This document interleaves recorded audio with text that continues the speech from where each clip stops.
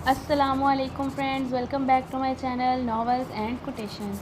Friends, आज हम अपने नावल तुम जो आए ज़िंदगी में का लास्ट एपिसोड स्टार्ट करते हैं। फ्रेंड्स, आप मुझे कमेंट्स करके ज़रूर बताइएगा कि नेक्स्ट नावल हम कौन सा पढ़ें। एक्चुअली बहुत ज़्यादा कमेंट्स आए थे मुझे तो, लेकिन मुझे समझ नहीं आ रही, तो जिसके कमेंट्स ज़्यादा होंगे वही नावल इंशाल्लाह हम रीड करेंगे। तो हम टाइम वेस्ट किए बगैर अपना नावल रीड करते हैं। एक्सीडेंट को तकरीबन 15 रोज़ गुजर चुके थे। इसके लाख ववेला मचाने पर भी शहरयार ने 10 गार्ड्स इसके साथ हर वक्त के लिए तैनात कर दिए थे। यूनी में भी राशिद शाह की मदद से इसने सारे गार्ड्स को यूनी में यहाँ तक के क्लासरूम के अंदर तक की परमिशन ले ली थी। वो जब भी बाहर निकलती एक गाड़ी अक्सर उसके ताक़ुब में रहती। वो जानती थी कि बहराम शाह की गाड़ी है, मगर गार्ड्स की वजह से वो कुछ कर नहीं पा रहा था। सुबह के 10 बज रहे थे। इतवार की छुट्टी होने की वजह से सभी घर पर थे। जमाल फैमिली का लंच आज इनकी तरफ था, इसलिए सुबह से ही सब ख़वातीन मिलकर खाने की तैयारियां कर रही थीं। बशीर शाह इनका बेटा और बहू भी आए हुए थे, बहराम के लिए रमीन का रिश्ता लेकर कि वो टूटा हुआ रिश्ता फिर से जोड़ना चाहते हैं। वो हवेली की छत पर खड़ी इस वक्त बहराम की गाड़ी हवेली से कुछ फासले पर खड़ी देख रही थी। चलो आज इस तमाशे को ख़त्म करते हैं, बड़बड़ाती वो नीचे आई। अदीत को बताकर एक मुलाजमा को साथ लिया और दबे पांव पिछले दरवाजे से निकली। एक लंबा चक्कर काट कर वो इसके पास से ऐसे गुजर गई जैसे इसने इसे देखा ही ना हो। वो दोनों बातें करती जा रही थी कि इसे अपने पीछे आता देख इमसाल मुस्कुराई। कदरे खाली जगह पर उसने गाड़ी रोकी, दरवाज़ा खोलकर एक झटके से इमसाल को अंदर खींचा और ये जा वो जा। पीछे होंक बनी मुलाजमा को होश आया। वो हवेली की तरफ सरपट दौड़ी। बीबी जी, वो इमसाल बीबी। जब मुलाजमा ने हाल में दाखिल होते हुए अटक अटक कर कहा, क्या हुआ इमसाल को? मुस्तफ़ा शाह बेख्तियार उठे। वो साहब जी, इमसाल बीबी को ना बहराम शाह अगवा करके ले गए हैं। मुलाजमा ने हांफते कांपते बात मुकम्मल की। या अल्लाह खैर। बीजान ने सीने पर हाथ रखा। बाकी सब भी बेख्तियार खड़े हो गए। इन सब में अगर नॉर्मल थे तो वो शहरयार, अदीत, बाजिल और रासिम शाह थे। इन सबको इन्हें इतना पुरसकून देखकर हैरानी हुई। अदीत शहरयार और रासिम शाह को बता चुका था। ओ अच्छा, तो वो डर ही गया था। शहरयार ने गहरी सांस ली। आसिम, पता करो कहाँ ले गया है वो खबीस। अब ओछी हरकतों पर उतर आया है वो कमीना। देख रहे हो तुम अपने पोते के करतूत। अगर हमारी पोती को खराश भी आई ना तो बहुत बुरा होगा तुम्हारे लिए। मुस्तफ़ा शाह बशीर शाह पर गरजे। लगता है वाकई ज़िंदगी से तंग आ गया है जो यूं इसके पीछे पड़ गया है। अदीत ने शहरयार की तरफ झुकते हुए मोबाइल निकाला तो वो मुस्कुरा दिया, जिसे देखकर बीजान को चंबा हुआ।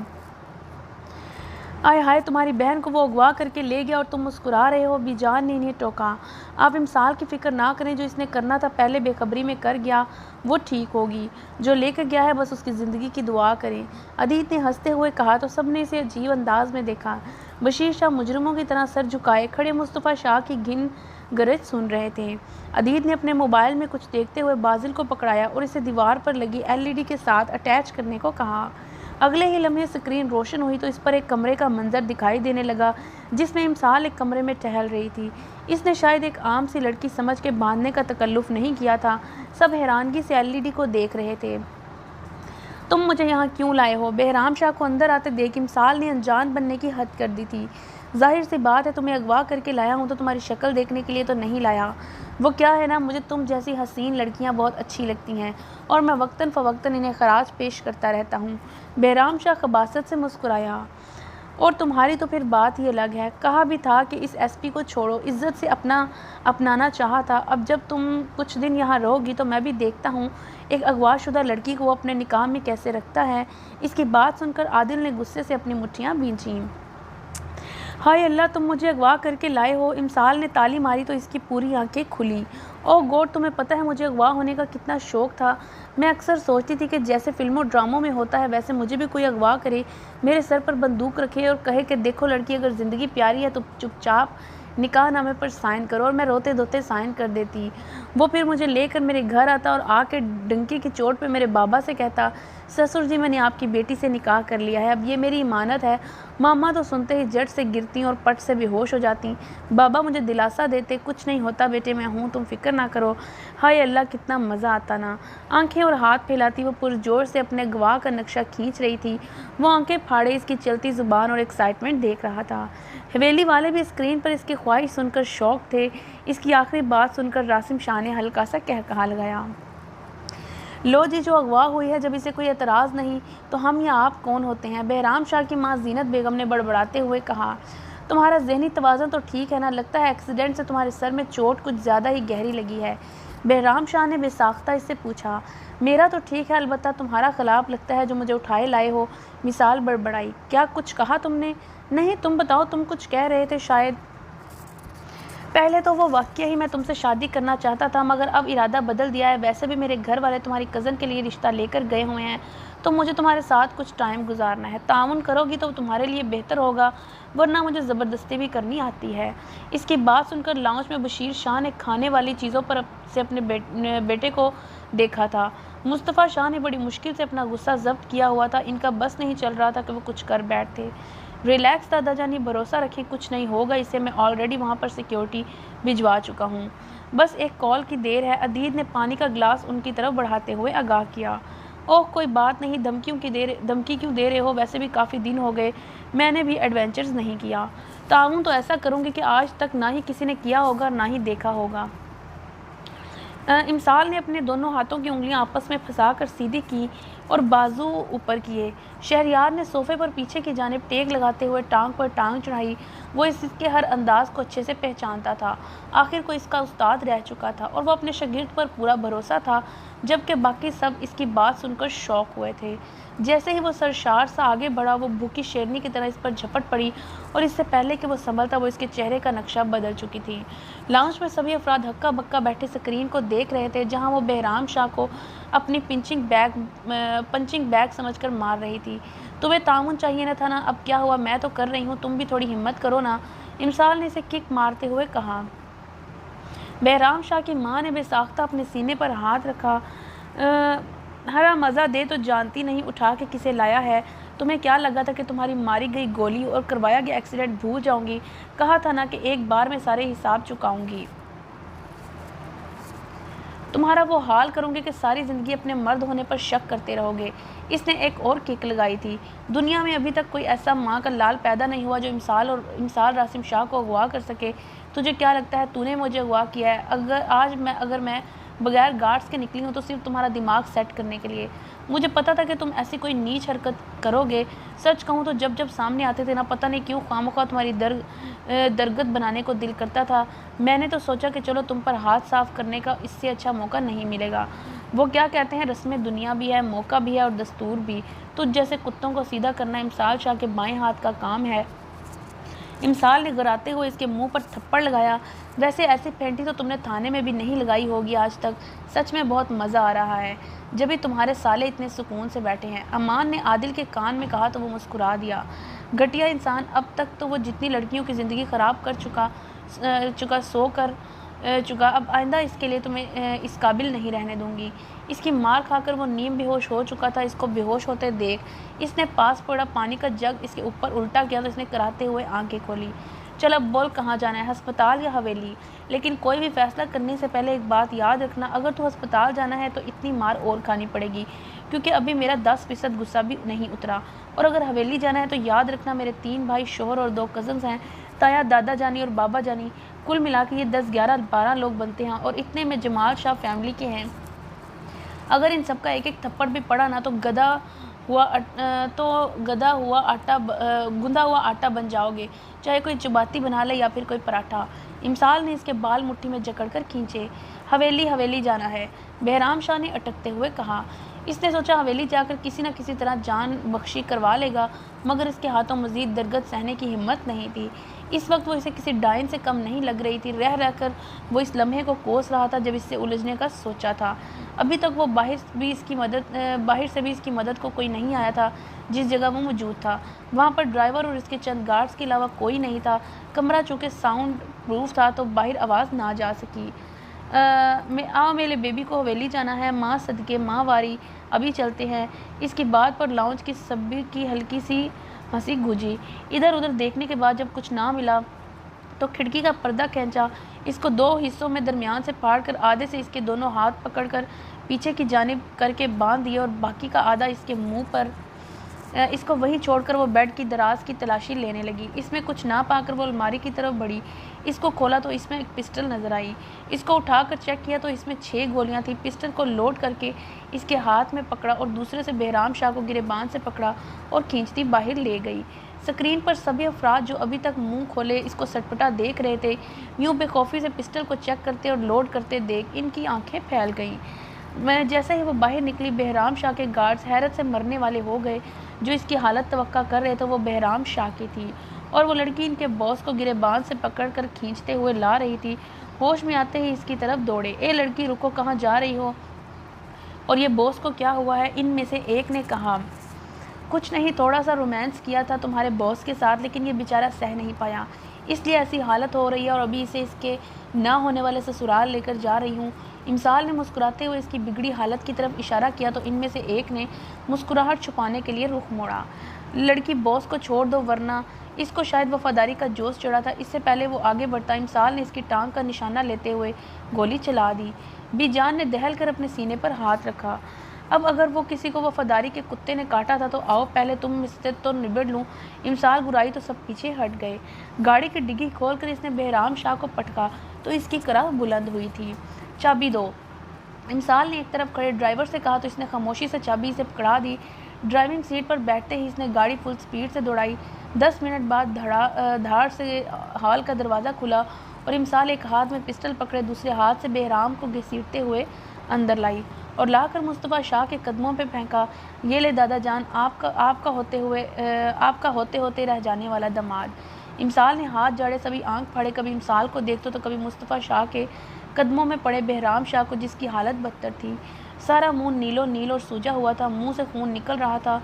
वो नीम बेहोश की हालत में पड़ा कराह रहा था। यार आशो, आप ही कुछ खाने को दे दें, बहुत भूख लगी है। इस कमीने को भी सिर्फ अगवा करने का पता है, ये नहीं हुआ कि कुछ खाने का ही बंदोबस्त कर लेता। कब की निकली हुई हूँ। इमसाल ने वापस अपने टोन में आते हुए आयशा से कहा और पिस्टल आदिल की तरफ फेंका, जिसे इसने कैच कर लिया। हद हो गई, इस लड़की को इस सिचुएशन में भी खाने की पड़ी है। आदिल दांत पीस कर रह गया।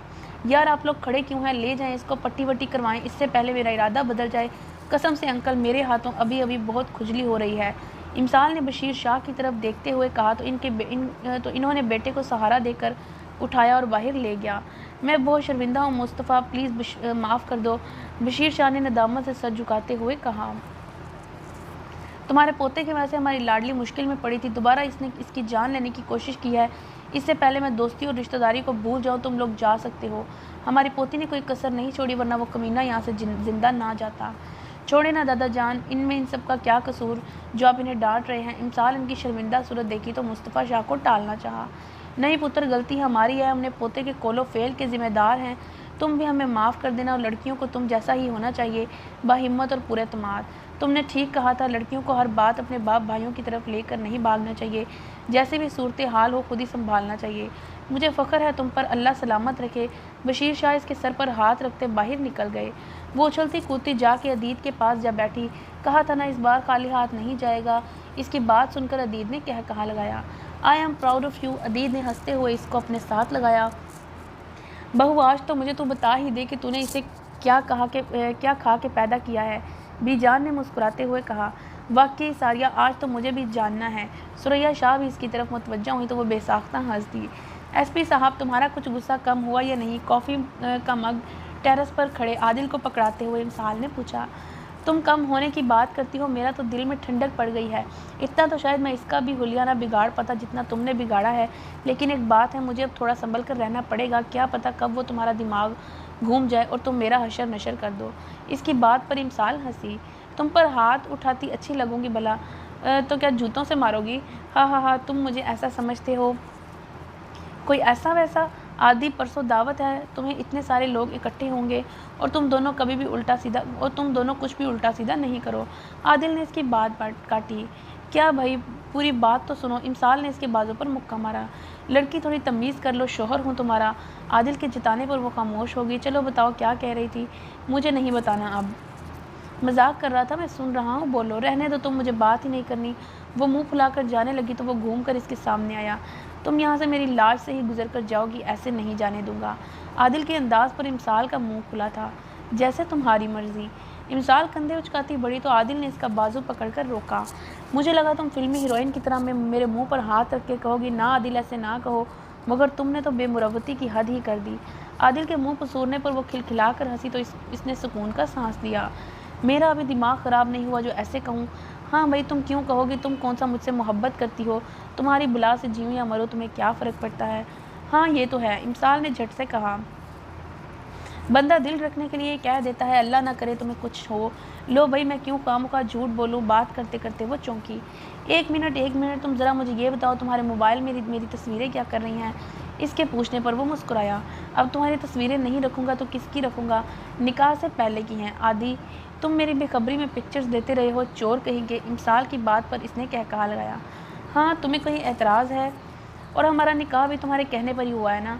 बिल्कुल कोई एतराज़ है। हाँ ना, मुझे तो शादी नहीं करनी थी तो फिर किससे करनी थी। आदिल ने आबरू चुकाए। किसी अच्छे से इंसान से करनी थी। हाँ तो मैं रोज़ 10 बंदे कत्ल करके आता हूँ ना, आदिल ने जलकर कहा। ओहो भाई किसी हैंडसम से हीरो टाइप के बंदे से करनी थी ना। क्यों मुझे क्या है, अच्छा खासा हैंडसम हूँ, यूनी में लड़कियाँ मरती थी मुझ पर। इतना वेल एजुकेटेड, इतना वेल स्टेबल बंदा मिल गया है, तुम्हें तो शुक्र अदा करना चाहिए। आदिल ने फ़ख्र से कॉलर झाड़े। और जो तुम हर वक्त मुझ पर गुस्सा करते रहते हो और डांटते भी हो। इमसाल की बात सुनकर इसने आंखें फाड़ी।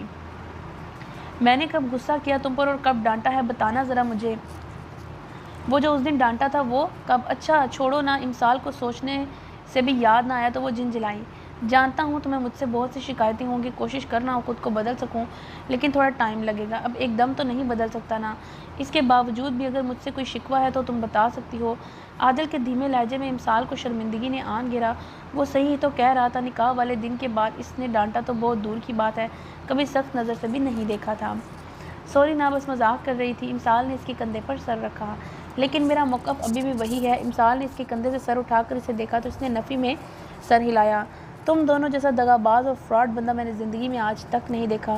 फरहाद के पास बैठे इमसाल और बाजिल को सदाम ने कड़े तेवरों से घूरा। क्यों भाई, हमने ऐसा क्या कर दिया। बाजिल जान कर भी अनजान बना। मैंने तुम लोगों की हेल्प इसलिए नहीं की थी कि अपना काम निकल जाने के बाद भूल जाओ मुझे। अगर मेरा काम ना किया तो मैंने ऐलान करवा देना है कि बहराम को तुम लोगों ने अगवा करवाया था। इसकी बात सुनकर इमसाल ने सद्दाम को कुर्सी पर खींचते हुए कुर्सी पर पटका। दिमाग ख़राब हो गया है, चीख क्यों रही है, अभी कोई सुन लेता तो। हाँ तो सुन ले, अच्छा है, सबको पता चलेगा। सद्दाम, इमसाल चीखी थी। ये क्या चक्कर है भाई। फरहाद के पूछने पर इमसाल के ना करने के बावजूद सद्दाम ने इसे बताकर ही दम लिया। माय गॉड, क्या चीज़ हो तुम दोनों, मुझे यकीन नहीं आ रहा कोई ऐसे भी कर सकता है। हम कर सकते हैं ना, बाजिल ने फ़ख्र से कहा। वाकई तुम कर सकते हो। वैसे कज़न, तुम्हारी कल वाली फ़ाइट देखकर मज़ा आ गया। फरहाद की बात पर इमसाल चौंकी। तुमने कहाँ देखी। हमने तो टीवी पर लाइव देखी थी। हमसे मतलब कौन। हमसे मतलब हम सब घर वाले। इमसाल ने बाजिल की तरफ इशारा किया। बाजी कैसे। मुझे अदी ने अपना मोबाइल दिया था कि LED से टच कर दूं। इसने तुम्हें कुछ दिया था, आई मीन कोई गैजेट वगैरह। हाँ कुछ दिन पहले एक वॉच तो दी थी और कहा था कि कभी इसको ना उतारूं। इमसाल ने सोचते हुए कहा। ओ तो फिर इसी वॉच में इसने कुछ फिट करवा कर अपने मोबाइल के साथ अटैच किया होगा।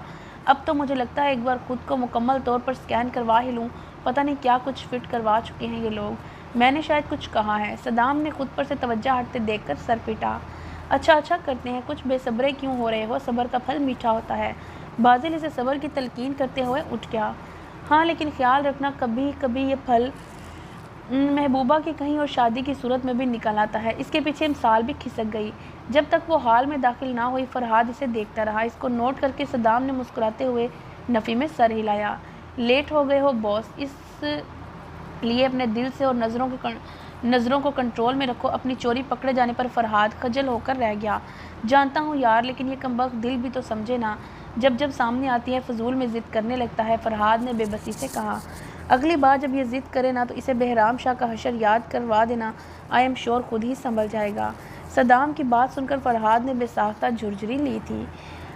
जब मुझे बताया गया आदिल का निकाह इमसाल से हुआ है तो मुझे यकीन ही नहीं आया कि कहाँ ख़ानदान भर में सबसे ज़्यादा संजीदा मजाज और खड़ूस बंदा और कहाँ इमसाल जैसी नटखट लड़की। ओह भाई, मोहब्बत सब कुछ करवा देती है। तुमने देखा नहीं कितना बदल गया है। गुस्सा जिसकी नाक पर धुरा होता था अब इसको याद भी नहीं होगा कि लास्ट टाइम इसने कब गुस्सा किया था। हर वक्त इसके चेहरे पर एक मुस्कुराहट लहने लगी है। सख्ती और सर्द महर लहजा इसका खासा हुआ करता था, अब बात करता है तो बला की नरमी होती है। कभी कभी तो मैं हैरान होता हूँ कोई इतना कैसे बदल सकता है। सदाम के लहजे में हैरत नुमाया थी। ओ मेरी मानो तो खुद को यही रोक लो, किसी की भनक भी पड़ गई तो इंजाम अच्छा नहीं होगा। दोनों ख़ानदान कई सालों बाद मिले हैं, उम्मीद करता हूँ कोई बेवकूफ़ी नहीं करोगे। सदाम इसका कांधा थपथपाकर उठ गया।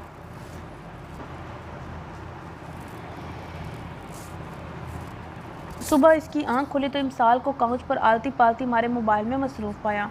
सवेरे सवेरे इसको यूँ अपने कमरे में पाकर इसके होंठों पर बेसाख्ता सी मुस्कुराहट छाई। क्या बात है जानम, रुखसत होकर आ गई हो क्या? फ़िलहाल तो पनाह ली है, यहाँ तुम्हारी सास से छुपी बैठी हूँ।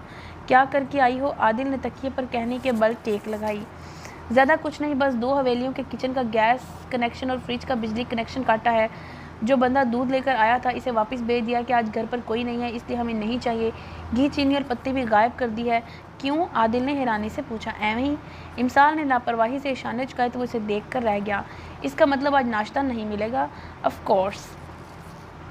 तुम्हारा क्राइम पार्टनर कहाँ है? आज भाई को जल्दी जाना था तो इनके साथ ही चला गया। अभी था नहीं, शहरी भाई भी चले गए। मुझे यही जगह सेफ लगी तो यहाँ आ गई। अब अगर कोई पूछे तो कह देना मैं यहाँ नहीं हूँ। Okay boss. आदिल ने सर को हल्का सा खम दिया। इतने में बाहर से सारिया बेगम की आवाज़ें आना शुरू हो गई। वो शायद हर जगह इसे ढूंढ कर इसी के कमरे की तरफ आ रही थी। लो आ गई तुम्हारी सास, अब संभालो। दरवाजे पर दस्तक हुई तो इसने थोड़ा सा दरवाज़ा खोला तो सारिया बेगम को खड़े पाया। जी खाला, आदिल ने आध खुले दरवाजे के दरमियान खड़े होते पूछा। ज़िले और बाजी तुम्हारे पास हैं? नहीं, वो यहाँ क्यों होंगे? खैरियत? आप सुबह सुबह इनका क्यों पूछ रही हैं? इन दोनों के होते हुए कहाँ खैरियत हो सकती है? उठते साथ ही किचन तलेत कर खुद पता नहीं कहाँ दफ़ा हो गए हैं। चलिए कोई नहीं खाला, आप किसी को बुलवा कर गैस और बिजली फिक्स करवा लें।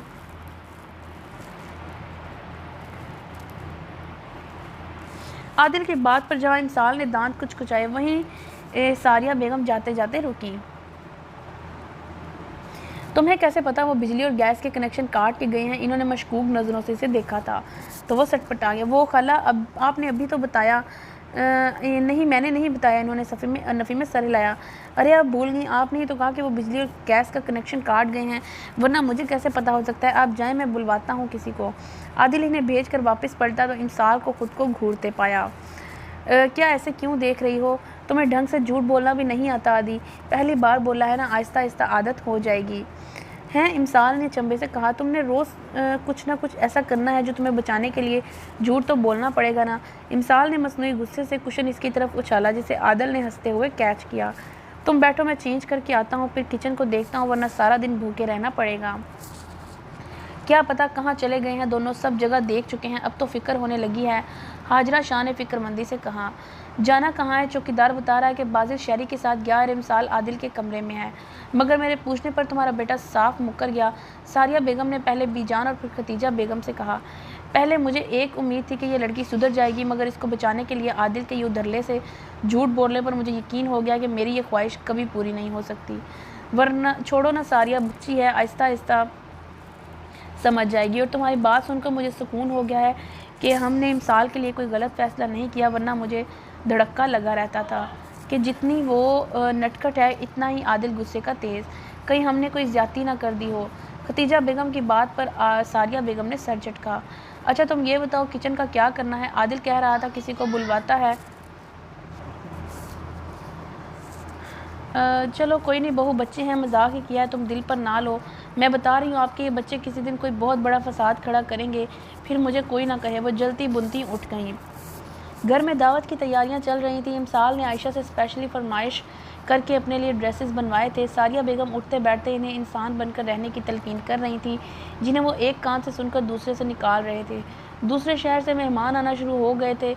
इमसाल इधर उधर आंखें घुमाती हाल में दाखिल हुई तो फौजिया और सारिया बेगम के पास बैठी औरतों की बातें सुनकर आंखें शरारत से चमकी। पुत्र आओ ना, वहाँ क्यों खड़ी हो? सुरैया शाह ने इसको वापस पलटते देखा तो पुकारा। अस्सलाम वालेकुम नानो। वालेकुम अस्सलाम। तुम यहाँ आओ, इनसे मिलो, ये तुम्हारी पप्पो दादी हैं, मेरी और तुम्हारी दादी की ननद। सुरैया शाह ने तारुफ करवाया। माशाल्लाह कितनी प्यारी और भोली बाली हैं, अल्लाह नज़र बद से बचाए। इसका तून ने इसका मुंह माथा चूमते हुए बाकायदा इसकी बलाएं डाली। इनकी भोली बाली वाली बात पर सुरैया शाह और हाजरा शाह ने मुस्कुराहट दबाई। शुक्रिया दादी जान, आप भी बहुत अच्छी हैं। इमसाल ने दुनिया जहान की मासूमियत चेहरे पर सजाई। अरे दादी सदके, वो तो बाकायदा वारी जा रही थी। मैं अब जाऊँ? इमसाल ने पलकें झपकाई। हाँ हाँ पुत्र तू जा। तो इमसाल नज़ाकत से चलते हुए बाहर गई। थोड़ा आगे जाकर इसने हलक से कहकहा बुलंद हुआ तो डेरे से आते फरहाद ने हैरानी से देखा। खैरियत इमसाल, ऐसे क्यों हंस रही हो? ट्रस्ट में हादी, कल बहुत मज़ा आने वाला है। इमसाल हंसते हुए लॉन में बैठे बाजिल की तरफ बढ़ी।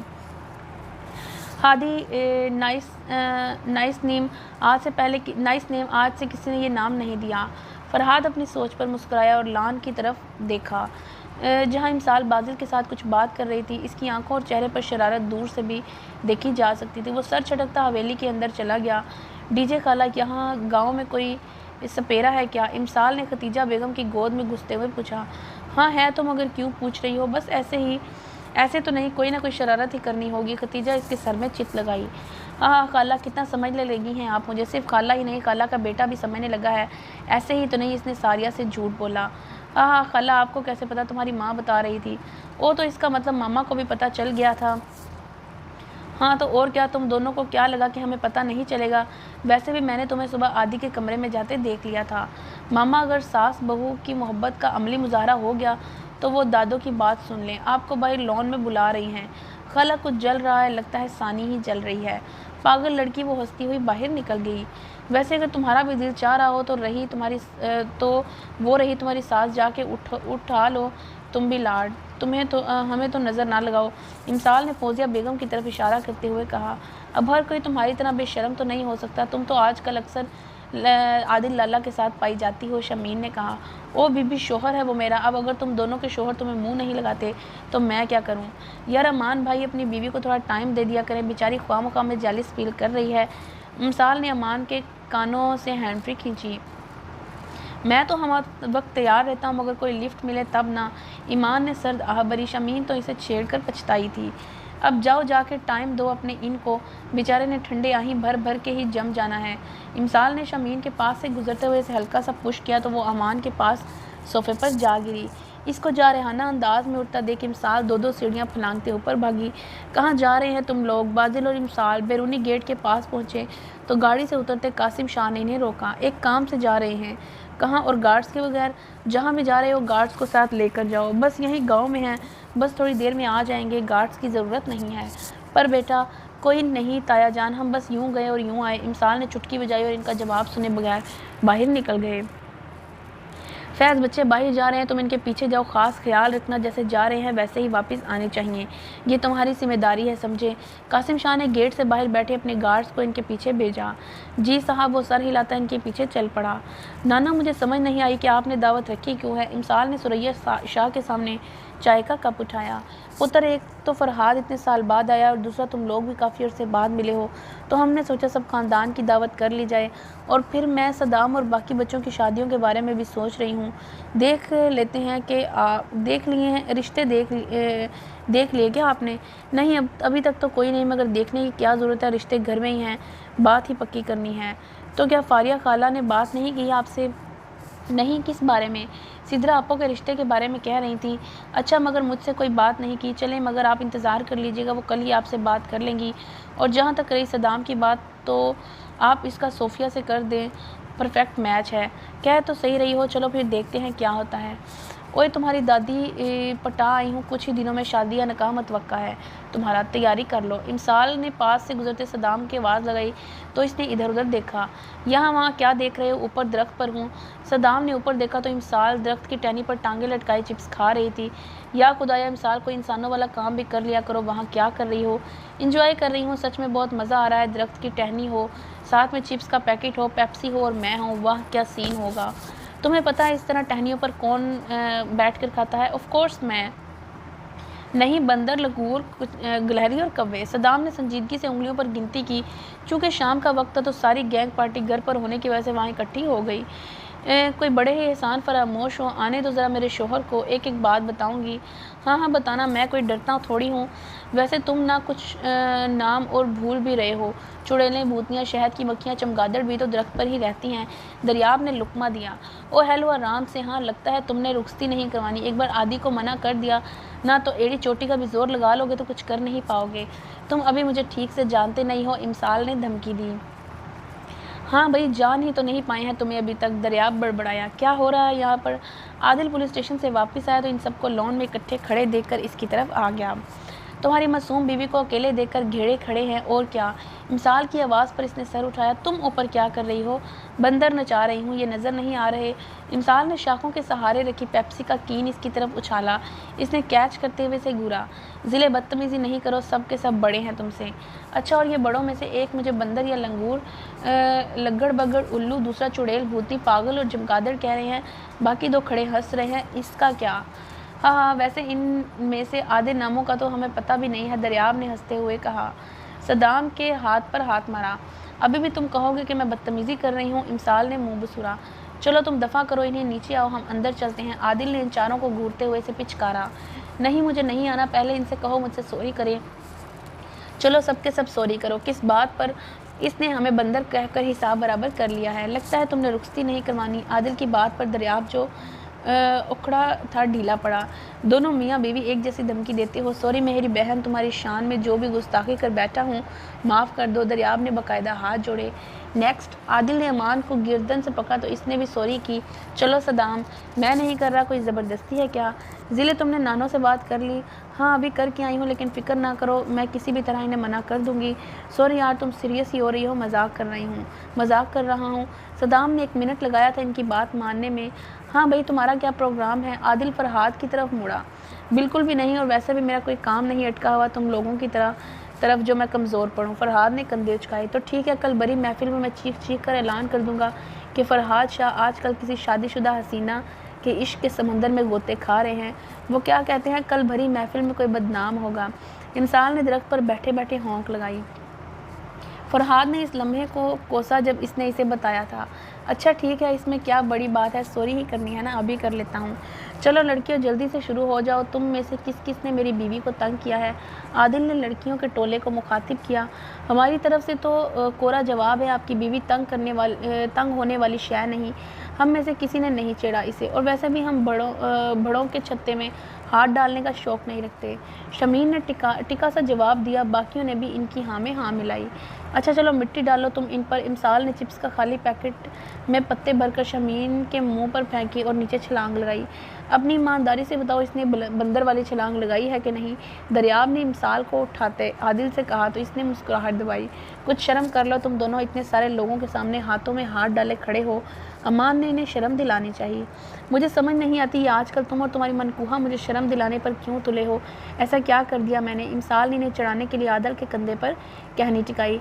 रहने दो शमीन, कहाँ सर फोड़ रही हो? अमान की बात पर इमसाल ने सीटी बजाई।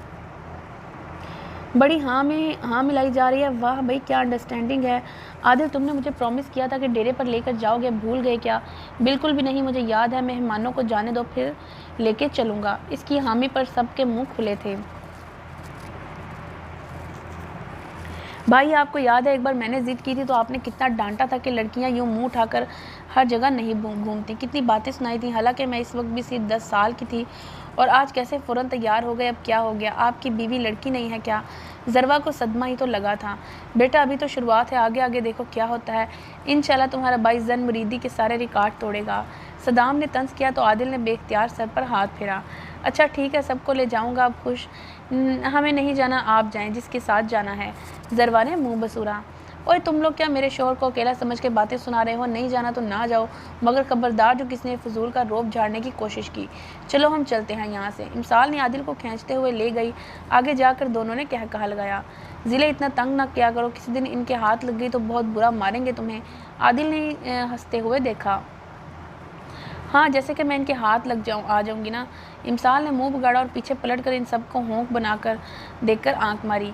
जैसे ही बीन बजने की आवाज़ आई वो भागकर आदिल के कमरे में गई और इसको साथ लेकर बाहर लॉन में आ खड़ी हुई। इन दोनों को यूँ अपने दोनों की तरफ खड़ा देखकर वो ठटका।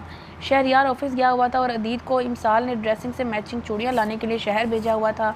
कॉलेज में एग्ज़ाम्स की वजह से रासिम शाह भी घर पर नहीं थे, इसलिए इस वक्त दोनों की वाहिद पनागा आदिल ही था। ज़िले, क्या किया है तुम दोनों ने? ये सपेरे क्या कर रहे हैं यहाँ? अगर तुम रुखसती से पहले बेवा नहीं होना चाहते तो खामोशी से खड़े रहो। इमसाल ने इसका हाथ मजबूती से पकड़ा और दोनों भाइयों ने की गैर मौजूदगी की वजह से वो अच्छा खासा डरी हुई थी और कि अगर सारिया बेगम के हत्थे लगे तो इन्होंने भरी महफिल में भी मारने से गुरेज नहीं करना। तुम लोग क्या कर रहे हो यहाँ? मुस्तफ़ा शाह ने 3-4 सपेरों को ज़ोर शोर से एक औरत के आगे बीन बजाते देखा तो टोका। वो जी हम नागिन पकड़ने आए हैं। इनमें से एक जो इनका बड़ा था मुअद्दब अंदाज में बोला। हैं, दिमाग ठीक है तुम्हारा? किसने कहा यहाँ नागिन है? मुस्तफ़ा शाह ने झिड़का। जी वो हमें बुलवाया गया है तो ही यहाँ आए हैं, वरना हमें क्या पता। ट्रस्ट में हादी, कल बहुत मज़ा आने वाला है। फरहाद के जहन में अचानक इमसाल की बात गूंजी। वो जल्दी से इनकी तरफ आया, इस सपेरे को आहिस्ता से कुछ कहा और फिर इसने बुलंद आवाज़ में पूछा, तुम्हें किसने बुलाया है? वो सरकार, हमारे पास 2 बार एक लड़का और लड़की गए थे कि हवेली में कल एक नागिन आएगी तो हम इसको आकर पकड़ लें। इन्होंने चेहरे ढांपे हुए थे, हम इन्हें देख नहीं सके कौन थे। ओए कितने बड़े छोटे हो तुम, ओए कितने बड़े छोटे हो तुम। हम कब 2 बार गए थे? एक ही दफ़ा गए थे। दूसरी बार तो फ़ोन किया था। हाँ नहीं तो खामखा में 2 बार। इमसाल ने इसे झूठा साबित करना चाहा। इसकी बात पर जहाँ बाकी सब ने बेयकीनी से देखा वहीं बाजिल ने सर पिटा। आदिल ने इसको वापस खींचा। पागल हो गई हो क्या? क्यों इतने लोगों के सामने खाला से जूते खाने हैं? अगर बुलवा ही लिया है तो यूँ बताने की क्या ज़रूरत है? आदिल ने हल्की सी आवाज़ में इसका मुंह बंद करने की नाकाम कोशिश की थी। हाँ तो तुम्हारे पास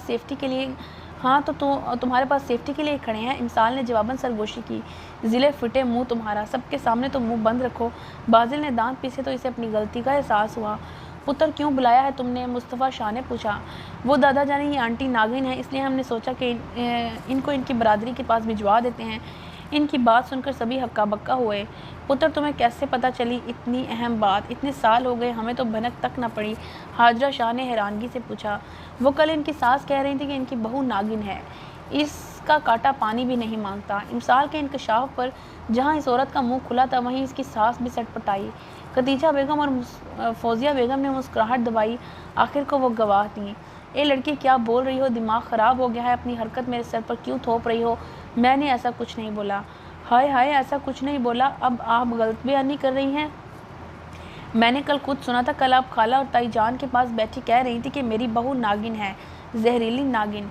मेरे बेटे के सामने बड़ी अच्छी बनती है, लेकिन जैसे ही वो घर से बाहर जाता है अपना रूप बदल लेती हैं। कई रूप है मेरी बहू के।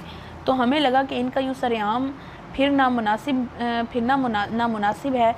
किसी को भी डस सकती हैं और ड्रामों और फिल्मों में दिखाते हैं ना कि रूप बदलने वाली नागिन तो इच्छाधारी होती हैं। इसलिए हमने गांव के सपेरे से रब्ता किया और कहा कि गांव में इच्छाधारी नागिन आने वाली है, वो आकर इसे पकड़ ले। इमसाल हाथ नचा कर इंकशाफ कर रही थी। दावत पर मधु अफराद आंखें और मुंह खोले इसकी गुलफशानियाँ सुन रहे थे। लॉन में एकदम सन्नाटा छा गया। नज़रत बेगम अपनी सास के सर पर जा खड़ी हुई। अच्छा तो मैं नागिन हूँ ये सोचती हैं आप मेरे बारे में? नहीं पुत्र, मैंने ऐसा कुछ नहीं कहा। बच्ची को गलतफहमी हुई है, वो गड़बड़ाई। ना आंटी, मुझे कोई गलतफहमी नहीं हुई। मैंने खुद सुना था आप यही कह रही थी। आप चाहे तो खतीजा खाला से पूछ सकती हैं। इमसाल ने गोया इनके ताबूत में आखिरी कील ठोंकी। सब अपनी अपनी हंसी छुपाने की नाकाम कोशिश कर रहे थे। ना अम्मा, बच्ची झूठ नहीं बोल रही। मैं पहले ही जानती हूँ कि मैं आपकी नज़रों में खटकती हूँ। और फिर जो दोनों तरफ से लफ्ज़ी गोला बारी हुई थी अल अमान। सारिया बेगम दिल ही दिल में इनकी तबीयत साफ़ करने का पक्का इरादा कर चुकी थी। जैसे शाम में सब लोग रुखसत हुए वो लॉन्च में पहुंची। इमसाल, बाजिल, शहरयार और रासिम के पास बैठे हुए थे। इमसाल, यहाँ आना, बात सुनना ज़रा। इनके लहजे में बला की नरमी थी। वो चूँकि गप्पे हाँकने में मसरूफ़ थी, इसलिए ध्यान दिए बगैर उठकर इनके पास चली गई। जी मम्मा कहें। इसकी बात पूरी होने से पहले ही सारिया बेगम ने अपना जूता उतार कर इसे 2 लगा चुकी थी। आदि बचाओ। शहरयार चूँकि फासले पर खड़ा था इसलिए इसके पास खड़े आदिल पीछे छुपने में ही आफिया जानी। खाला क्या करती हैं यार, ऐसे कौन मारता है? आदिल पीछे हो जाओ, खबरदार जो कोई बीच में आया। क्या हो गया है मामा, कितनी ज़ोर से मारा है आपने इसे? शहरयार आगे बढ़ने लगा तो सारिया ने इसे वहीं रोका। मैंने कहा ना वहीं खड़े रहो, कहीं ऐसा ना हो कि इनका गुस्सा तुम पर निकल जाए। ठीक है मैं नहीं आता, आप रिलैक्स हो जाए। मुझे बताएं इतने गुस्से में क्यों हैं? इसके आने से पहले ही तमाशा ख़त्म हो चुका था, इसलिए वो बेखबर था। क्या कहा रिलैक्स हो जाऊँ? वो अभी इन दोनों के होते हुए मैं कैसे रिलैक्स हो सकती हूँ शहरी? इतने लोगों के सामने जलील करके रख दिया है। तुम क्यों नहीं सुकून का सांस लेने देते हो? मुझे ज़िंदगी हराम करके रखी हुई है। ये देखो मेरे जुड़े हुए हाथ देख लो, माफ़ कर दो, बख्श दो मुझे। तुम दोनों को पैदा करके जो गलती कर बैठी हूँ मैं चाह कर भी इसे नहीं सुधार सकती। सारिया बेगम ने बाकायदा हाथ जोड़ दिए। पर क्या हुआ है, कुछ बताएंगी? रासिम शाह झुंझलाए। हुआ क्या है ये अपनी गंदी औलाद से पूछे जिन्होंने मुझे हर जगह जलील करने की कसम खा रखी है। सारिया बेगम ने दोनों को खा जाने वाली नज़रों से देखा तो इन्होंने सवालिया नज़रों से दोनों को देखा। हाँ भाई शुरू हो जाओ। बाबा हमारी कोई गलती नहीं है। बाप की संजीदा नज़रें देखते हुए इमसाल मिनमिनाई। हाँ बाबा इमसाल बिल्कुल ठीक कह रही है, हमारी कोई गलती नहीं है। वो तो नज़रत आंटी की सास सुगरा खाला जो खुद ही कह रही थी। जैसे जैसे बाजिल बताता गया इनकी संजीदगी मुस्कुराहट में डलती गई। बात के इख्तिताम पर लाउंज कहकों से गूंज उठा था। सबको हंसता देखकर वो रिलैक्स हो गए कि बच गए। सीरियसली ज़िले मुझे तो अभी तक यकीन नहीं हो रहा तुम लोगों ने सपेरे को ही बुला लिया। शहरयार सर पीछे गिराकर हंसा। दोनों में से आइडिया किसका था? ज़रियाब ने पूछा तो बाजिल ने इमसाल की तरफ इशारा किया। ये कल आई थी मेरे पास, इसने सुगरा खाला की बातें सुनी थी। मुझे सारी बातें बताने के बाद कहने लगे कि काफ़ी दिन हो गए, आओ कुछ नया करते हैं। वैसे डीजे खाला अपनी दोस्त का तो पता करनी, ऐसा ना हो इनकी बहू ने इन्हें घर में घुसने ही ना दिया हो। इमसाल ने खतीजा बेगम से कहा। मुझे नहीं लगता आज के बाद वो किसी से भी अपने बहू की बुराई करेंगी। आसिम शाह की बात पर लाउंज में एक बार फिर हंसी गूंजी। जाहिर सी बात है अभी भी कोई कसर रहती है, मुस्तफ़ा शाह ने हंसते हुए कहा। खुद पर से तवज्जो हटते देखकर सारिया बेगम पीछे ताप खाकर रह गईं। मुझे तुमसे बात करनी है। इमसाल आदिल के कमरे में दाखिल हुई तो वो लैपटॉप पर मसरूफ़ था। हाँ बोलो, आदिल ने सर उठाए बगैर कहा। पहले तुम इसे तो बंद करो। इमसाल ने हाथ मारकर इसका लैपटॉप बंद किया। ओके कहो, मैं हमतन गोश हूँ। प्रॉमिस करो मेरी बात मानोगे। पहले कभी किसी बात से ना की है लेकिन फिर भी तुम्हारी तसल्ली के लिए प्रॉमिस।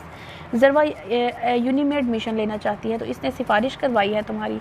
हालांकि भाइयों से बात मनवाने के लिए किसी तीसरे की सिफारिश की ज़रूरत तो नहीं होती। ख़ानदान में कोई भी लड़की यूनी नहीं जाती, बाकियों की तरह वो भी कॉलेज में अपनी स्टडी कंप्लीट कर सकती है। मैं जाती हूँ ना, ज़रवा क्यों नहीं जा सकती? तुम्हारी बात और है इमसाल, तुम में और इसमें फ़र्क है। नहीं कोई फ़र्क नहीं है सिवाय इसके कि वो तुम्हारी बहन है और मैं शहरयार की। देखो इमसाल, तुम ज़रवा से तो क्या इस ख़ानदान की बाकी लड़कियों से भी कई बेहतर मजबूत हो। हर किस्म के हालात को फेस कर सकती हो, अच्छा बुरा समझ सकती हो, जबकि ज़रवा ये आसानी नहीं हैंडल कर सकती। बाहर की दुनिया बहुत जालिम है। भेड़िए और गधे हर जगह मिलेंगे जो नोचने को तैयार रहते हैं। हर रोज़ मिलता हूँ ऐसे लोगों से। पहले सानी को भी इसीलिए मना किया था शहर जाकर पढ़ने से कि खुदा न ख्वास्ता मुझे इस पर भरोसा नहीं था। तो इन्हें मजबूत बनवा दी। इन्हें सपोर्ट करो, हालात से लड़ना सिखाओ, इन्हें बावर कराओ कि चाहे कुछ भी हो तुम हर हाल में इनके साथ हो। तुम्हें पता है शहरी भाई मुझे हमेशा कहते हैं कि ज़िले कुछ भी हो जाए तुम हमें अपने पीछे पाओगी। अगर कभी इस दुनिया में किसी जालिम से सामना हो जाए तो उसको अपने हिसाब से देख लेना, बेशक इसकी जान ले लेना, तुम्हारे भाई संभाल लेंगे। ये मेरे भाइयों का दिया हुआ कॉन्फिडेंस ही है जो आज मैं सर उठा के चलती हूँ। तुम्हें पता है तुम्हारा होना ना होना इसलिए बराबर है, तुम्हारे ना होने से इन्हें कोई फ़र्क नहीं पड़ता। अलबत्ता जब होते हो तो तुम्हारा सामना करने से कतराती हैं, डरती हैं तुमसे। मैं एडमिशन फॉर्म ले आई हूँ, तुम खुद जाकर ज़रवा को दो। इनको अपने होने का एहसास करवाओ कि दोबारा जब इन्हें किसी चीज़ की ज़रूरत हो तो बिला झिझक तुमसे शेयर कर सकें, ना कि कई कई दिन सोचने में लगा दें या फिर किसी तीसरे का सहारा लें। भाई बहनों का मान होते हैं, इनकी आस और साया होते हैं। भाई तो ऐसे होते हैं जैसे मेरे हैं, समझ रहे हो ना? इमसाल ने इसके हाथ पर अपना हाथ रखा तो इसने सर हिलाया। ओके उठो फिर चलो मेरे साथ, मैं तुम्हें प्रॉस्पेक्टस और फॉर्म देती हूँ और फिक्र मत करना, हमारे ही डिपार्टमेंट में एडमिशन लेगी। अभी हमारा एक सेमेस्टर रहता है और अगर तुम्हें ज़्यादा टेंशन हुई तो डिग्री के बाद मैं या बाजी लेक्चरशिप कर लेंगे। तुम जानते हो हमारे लिए कोई मुश्किल नहीं है। इमसाल इसे लेकर कमरे में आई, फॉर्म इसे दिया और सानिया के ज़रवा के कमरे में बाइट छोड़कर वापस चली गई। वो अंदर दाखिल हुआ तो सानिया इसे देखकर चौंकी। वो बहुत कम इनके कमरे में आता था। लाला आप कोई काम था, हमें बुलवा लेते। हाँ मैं ज़रवा का एडमिशन फॉर्म लाया था। सच लाला? ज़रवा ने बेयकीनी से पूछा तो आदिल मुस्कुराया। हाँ ये देखो। आदिल ने फॉर्म इसके सामने किया। ज़रवा ने जल्दी से फॉर्म पकड़ा और खोल कर देखने लगी। ओह गॉड, ये तो वाकई फॉर्म है। थैंक यू सो मच कहते हुए वो इसकी तरफ लपकी, मगर इसके पास जाकर रुक गई। रुक क्यों गई? आओ। आदिल ने बाजू किए, वो झिझकती हुई इसके गले लगी। इसने हाथ बढ़ाकर सानिया को भी अपने साथ लगाया। I am sorry, so sorry, मैं अच्छा भाई नहीं बन पाया, अपने भाई को माफ़ कर दो। आदिल ने बारी बारी दोनों के सर चूमे तो इनकी आंखें भीगी। दैट्स नॉट फेयर लाला, आप मुझे भूल गए। दरवाजे में खड़ी आयशा अपनी नम आंखें साफ करते इनके पास आई। सानिया और ज़रवा पीछे हटी। बिल्कुल नहीं, आदिल ने मुस्कुराते हुए इसे अपने साथ लगाया। आपको पता है लाला मेरे लिए यूनी का एडमिशन फॉर्म लाए हैं, ज़रवा ने चहकते हुए आयशा को बताया। और प्रोस्पेक्टस खोलकर देखने लगी। इसका अंदाज़ देखकर वो तीनों हंस पड़े। ये फिल करके मुझे दे देना, सबमिट करवा दूंगा। थैंक यू लाला, मैं आपको कोई शिकायत का मौका नहीं दूंगी, कभी भी आपका भरोसा नहीं तोड़ूंगी। जानता हूँ अगर पहले मैंने सानिया आयशा को परमिशन नहीं दी तो इसका ये मतलब नहीं कि मुझे इन पर भरोसा नहीं था, बस बाहर की दुनिया से डरता था कि कहीं कुछ गलत ना हो जाए। और जहाँ तक रही शिकायत की बात, तो जिनके साथ एडमिशन ले रही हो तुम्हारी शिकायतें ना आए ऐसा हो ही नहीं सकता। पूरे फितने हैं दोनों। लाला आप इमसाल को ऐसे मत कहें, वो आपकी पक्की वाली दोस्त हैं। सानिया की बात पर आदिल ने लब सुकेड़े। ओह मैं तो भूल ही गया, यहाँ पर इसके हमायती भी मौजूद हैं। बिल्कुल हमारी सबसे अच्छी वाली दोस्त है। ज़रवा ने भी हाँ में हाँ मिलाई। और भाभी भी, आयशा ने मुस्कुराते हुए कहा। और फितने भी। आदिल की बात पर इन चारों की हंसी गूंजी थी। मैं बताऊंगी आप ही को, ज़रवा ने आंखें घुमाई। हाँ तो बता देना, मैं कोई डरता हूँ। आदिल ने कंधे उचकाए। ओह रियली लाला, हम सब देखते हैं और समझते हैं। इनकी एक घुरी पर आप सीधे हो जाते हैं। कभी खुद को देखिएगा आप क्या थे और इन्होंने क्या बना दिया है। ज़रवा ने से जिताया कि वो लोग बेखबर नहीं। वो कान की जाता इधर उधर देखने लगा। बेटा मुझे तुमसे बात करनी है। सारिया बेगम ने इमसाल का सर अपनी गोद में रखा तो इमसाल ने आंखें फाड़ी। मामा आपकी तबीयत ठीक है ना? इमसाल ने इनके माथे पर हाथ रखा तो वो मुस्कुराई। हाँ बेटा मैं ठीक हूँ। तो फिर ऐसे क्यों बात कर रही हैं? कैसे? वो अनजान बनी, प्यार से, लाड से। मजाल है जो इस लड़की को इज्जत रास आ जाए। इन्होंने दांत पीसते सोचा। मेरी बेटी हो, क्या मैं अपनी बेटी को प्यार नहीं कर सकती? इन्होंने इसके बालों में उंगलियां फेरी। मम्मा आपकी आंखों में प्यार ही प्यार उमड़ रहा है, मुझे किसी खतरे का साइन दे रहा है। इससे पहले कि मुझे हार्ट अटैक आए आप मुद्दे पर आ जाएं। इमसाल उठकर बैठी। हम लोगों ने फैसला किया है कि सबकी रुखसती कर दी जाए। तुम्हारी दादों ने 15 दिन बाद की डेट फाइनल की है। इनकी बात सुनकर इसकी आंखें चमकी। वाह कितना मज़ा आएगा ना, शहरी बाई और अदी की शादी होगी। मम्मा मैं ढेर सारी शॉपिंग करूँगी और आप मुझे टोकेंगी नहीं। सिर्फ इन दोनों की ही नहीं बल्कि बाजिल का निकाह और तुम्हारी रुखसती भी साथ ही तय पाई जाएगी। इन्होंने इसके सर पर बम गिराया। व्हाट? वो बेइख्तियार उठ खड़ी हुई। मामा अभी तो मेरा एक सेमेस्टर रहता है, आप लोग ऐसे कैसे कर सकते हैं? मैं कहीं भागी जा रही हूँ तो रुखसती के बाद पढ़ लेना, कौन सा कोई मना कर रहा है? मुझे नहीं पता, मुझे नहीं करनी अभी कोई रुखसती, आप जाकर मना कर दें। दिमाग ठीक है तुम्हारा? बड़ों का फैसला है। और खबरदार जो कोई उल्टी हरकत की तो हर बात में लाड अच्छा नहीं होता। अब की बाई उन्होंने सख्ती से कहा तो वो कुछ सोच में खामोश हो गई। ठीक है जैसे आपकी मर्ज़ी। इसके इतनी आसानी से मान जाने पर इन्हें हैरानी हुई। इमसाल इन्हें वहीं छोड़कर सीधी हाजरा शाह के कमरे में गई। आदिल पहले से ही इनके पास बैठा था। दादो ये क्या चल रहा है घर में?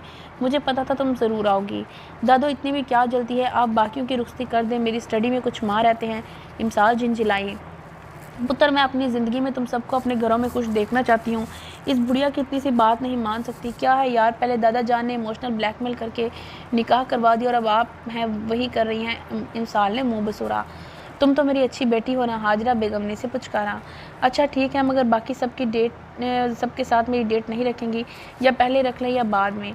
8-10 का गैप रख लें, मुझे शहरी बाई और अदी की शादी एंजॉय करनी है। मगर पुत्र अगर मगर नहीं, आप मेरी इतनी सी बात नहीं मान सकती। बस मैंने कह दिया, आप 8-10 दिन की डेट रख लें, वरना मैंने नहीं करनी। अच्छा चल ठीक है, तुम जैसे कहो। हरगिज़ नहीं दादो, आप पहले हमारी डेट रखिए। इसका कोई भरोसा नहीं, कल को कोई नई बात इसके दिमाग में समा जाए और ये फिर मुकर जाए। कब से खामोश बैठा आदिल बोल उठा। बिल्कुल भी नहीं, बता दो आप बात की रखेंगी? नहीं पहले की। आदिल ने इसे घूरा। बात की? पहले की। हाजिरा कभी अपने पोते को देखती तो कभी पोती को। तुम दोनों फैसला करके बता देना, हम इसी हिसाब से रख लेंगे। हाजरा शाह ने तंग आकर कहा तो वो दोनों खामोश हो गए। इसकी बात मान रही है ना, तो मेरी भी माने, आप बस पहले ही रखें। आदिल ने बात ख़त्म की। कह तो वो ठीक रहा था। चलो ठीक है, 15 दिन की सब रखी है तो 8 दिन पहले की तुम्हारी रख देते हैं। मैं सबको बुलाकर कह देती हूँ। दादो मैंने कह दिया तो कह दिया, अब कोई बहस नहीं होगी। तुम लोग बैठो, मैं वज़ू कर लूँ। वो उठकर वॉशरूम में चली गई। मुझे ये 15 दिन भी बहुत लग रहे हैं। थैंक्स मेरा इंतज़ार ख़त्म करने के लिए। आदिल की बात पर इसने इसे घूरा। देख लोगी तुम्हें तो। जाते जाते इसने धमकी दी।